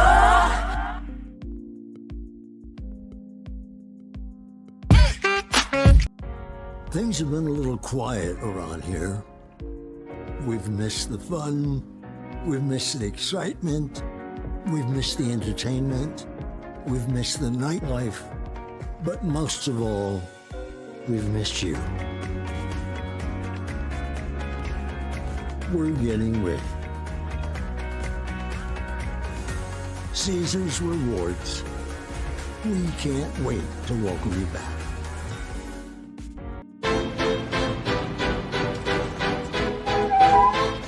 This is for all you multi-talented, multitasking, multi-everything people out there. Take it away. Find your glory, write your story, fearless feet will carry you. Time you own it, take your moment, be a fire burning through. Hustling from night until morning, grinding it out, it won't be long. Feel your power, it's your hour, you inspire, you are strong. Enjoy your Zoa. No applause? You're all fired. Now that you've reached the stage in your life where quality television is important, Nubian TV is a black network that speaks to your lifestyle. Nubian TV is the world's first digital network devoted to the upscale and political lifestyles of black people. Nubian TV's programming includes politics, travel, fashion, food, automotive, arts and culture, civil rights, music, and more. Watch now on Amazon Fire TV, Roku, or watch globally at nubiantv.net. Nubian TV, it's what you want to watch.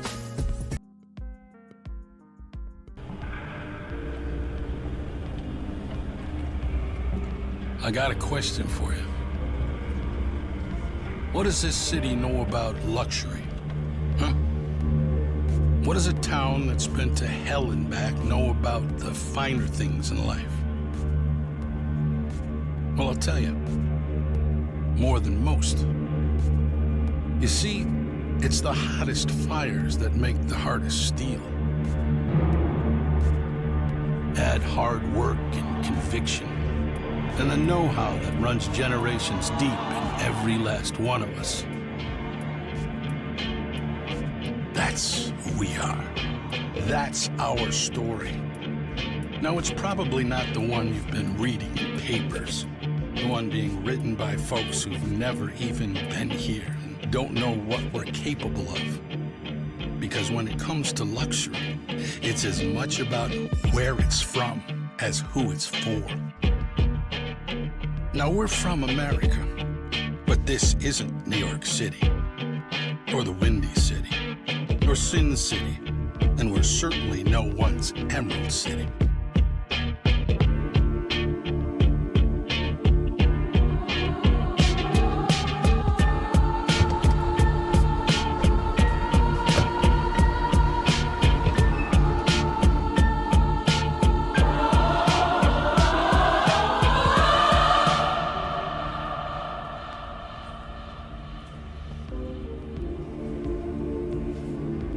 This is the Motor City, and this is what we do.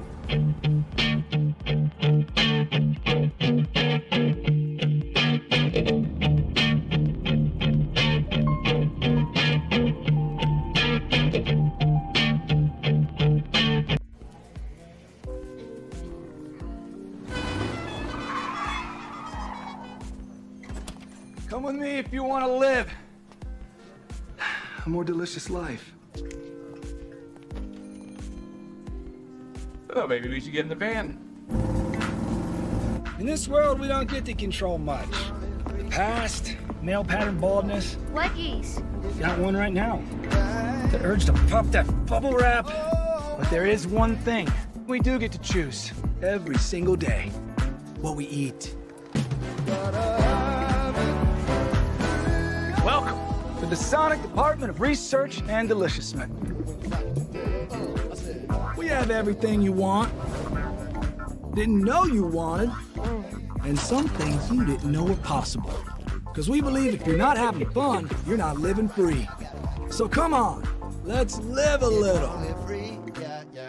Hey, good morning, America.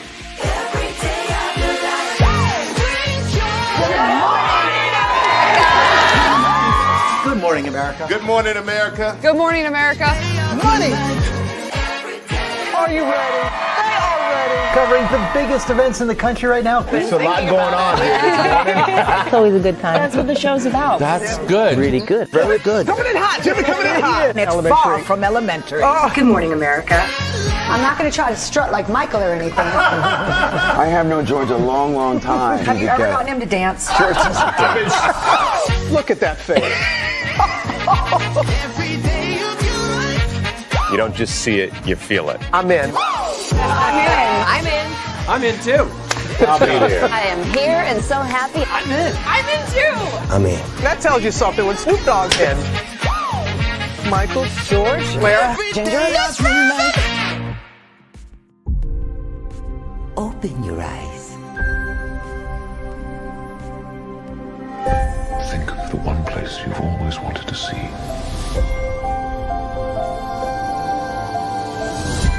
This is where our magic comes from.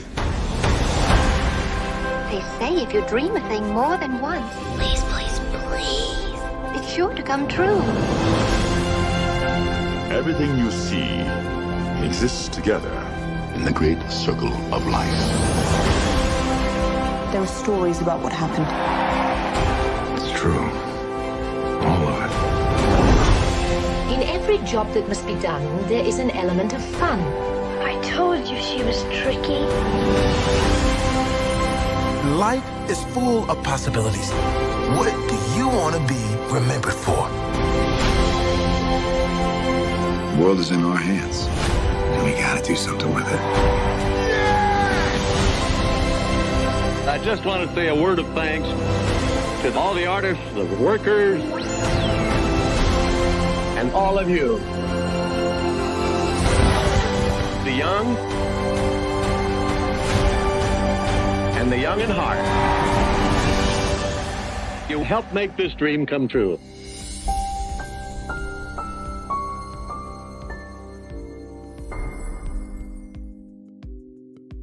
I thought I should tell you, they've been talking about you.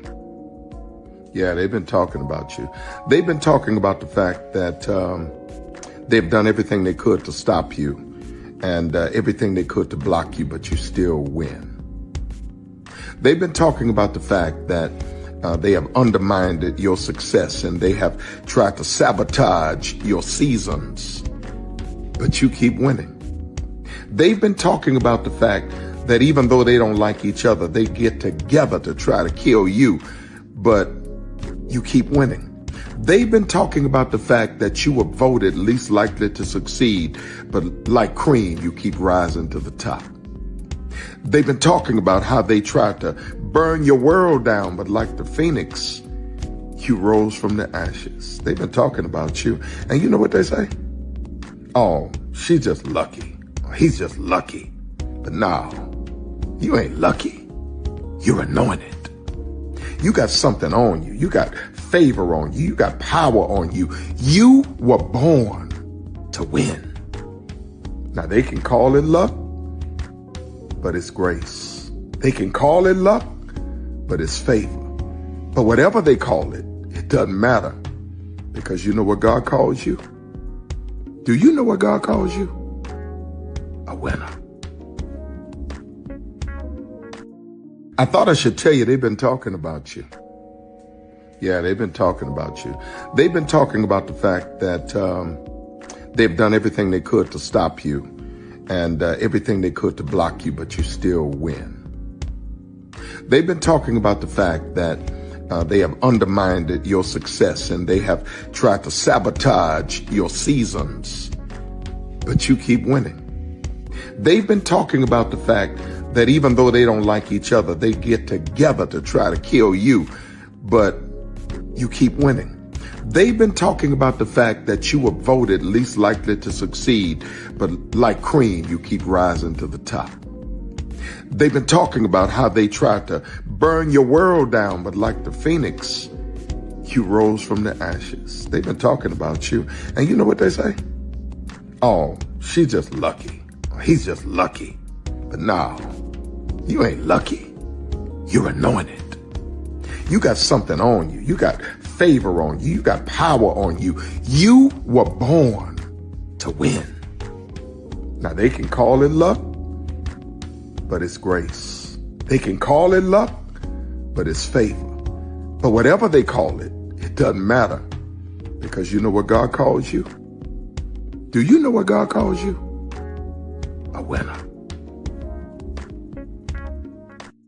I thought I should tell you they've been talking about you. Yeah, they've been talking about you.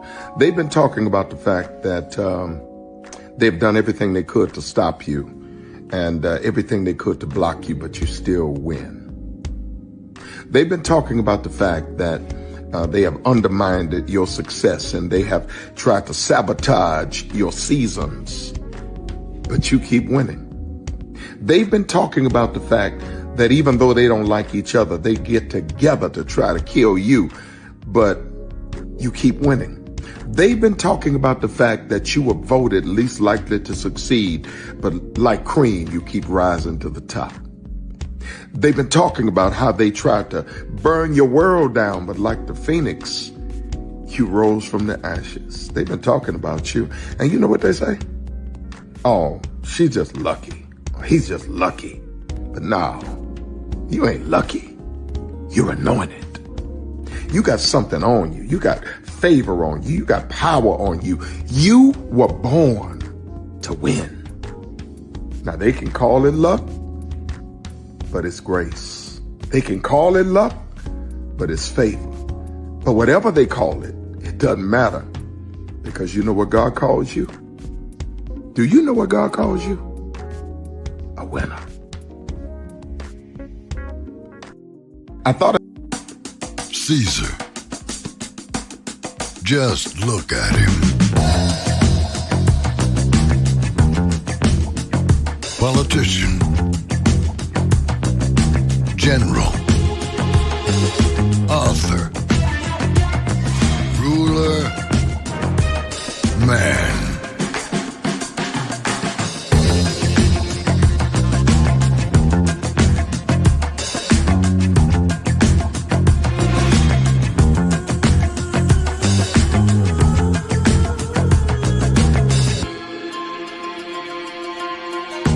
Legend has it, he's not only stared into the belly of the beast,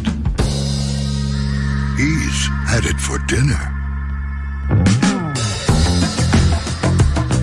Here he's free to relax, or party, or relax, or party, or relax, and party. His is a world of opulence, excess, and the occasional impulse buy. Not one to rest on his laurels, he's famous for ushering in a new age of entertainment. So, for anyone seeking a place where the sun never sets on a good time, all this awaits. I am Caesar, and approve this palace.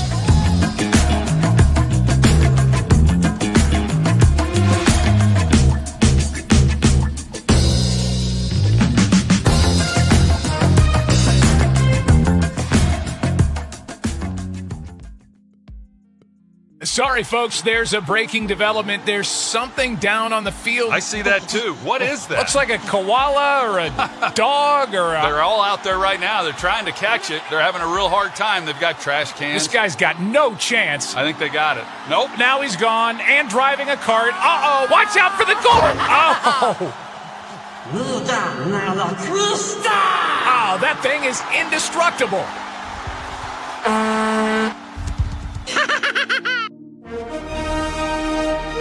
Prepare for a journey beyond imagination, beyond belief, beyond anything you've experienced before. Universal Epic Universe, a new theme park where you'll step through extraordinary portals to 5 immersive worlds. Prepare for a cosmic voyage of discovery. An isle of fire-breathing excitement. A shadowy world of monsters and mystery. New wonders in the wizarding world. And a new way to play. Plus the splendor of a magnificent resort hotel overlooking the park. It's all new excitement at Universal Orlando Resort. A week's worth of vacation thrills. With 4 amazing theme parks, a variety of spectacular themed hotels, and incredible dining and entertainment. It's all at Universal Orlando Resort, where you'll find new adventures every day. Explore the astonishing worlds of Universal Epic Universe at Universal Orlando Resort.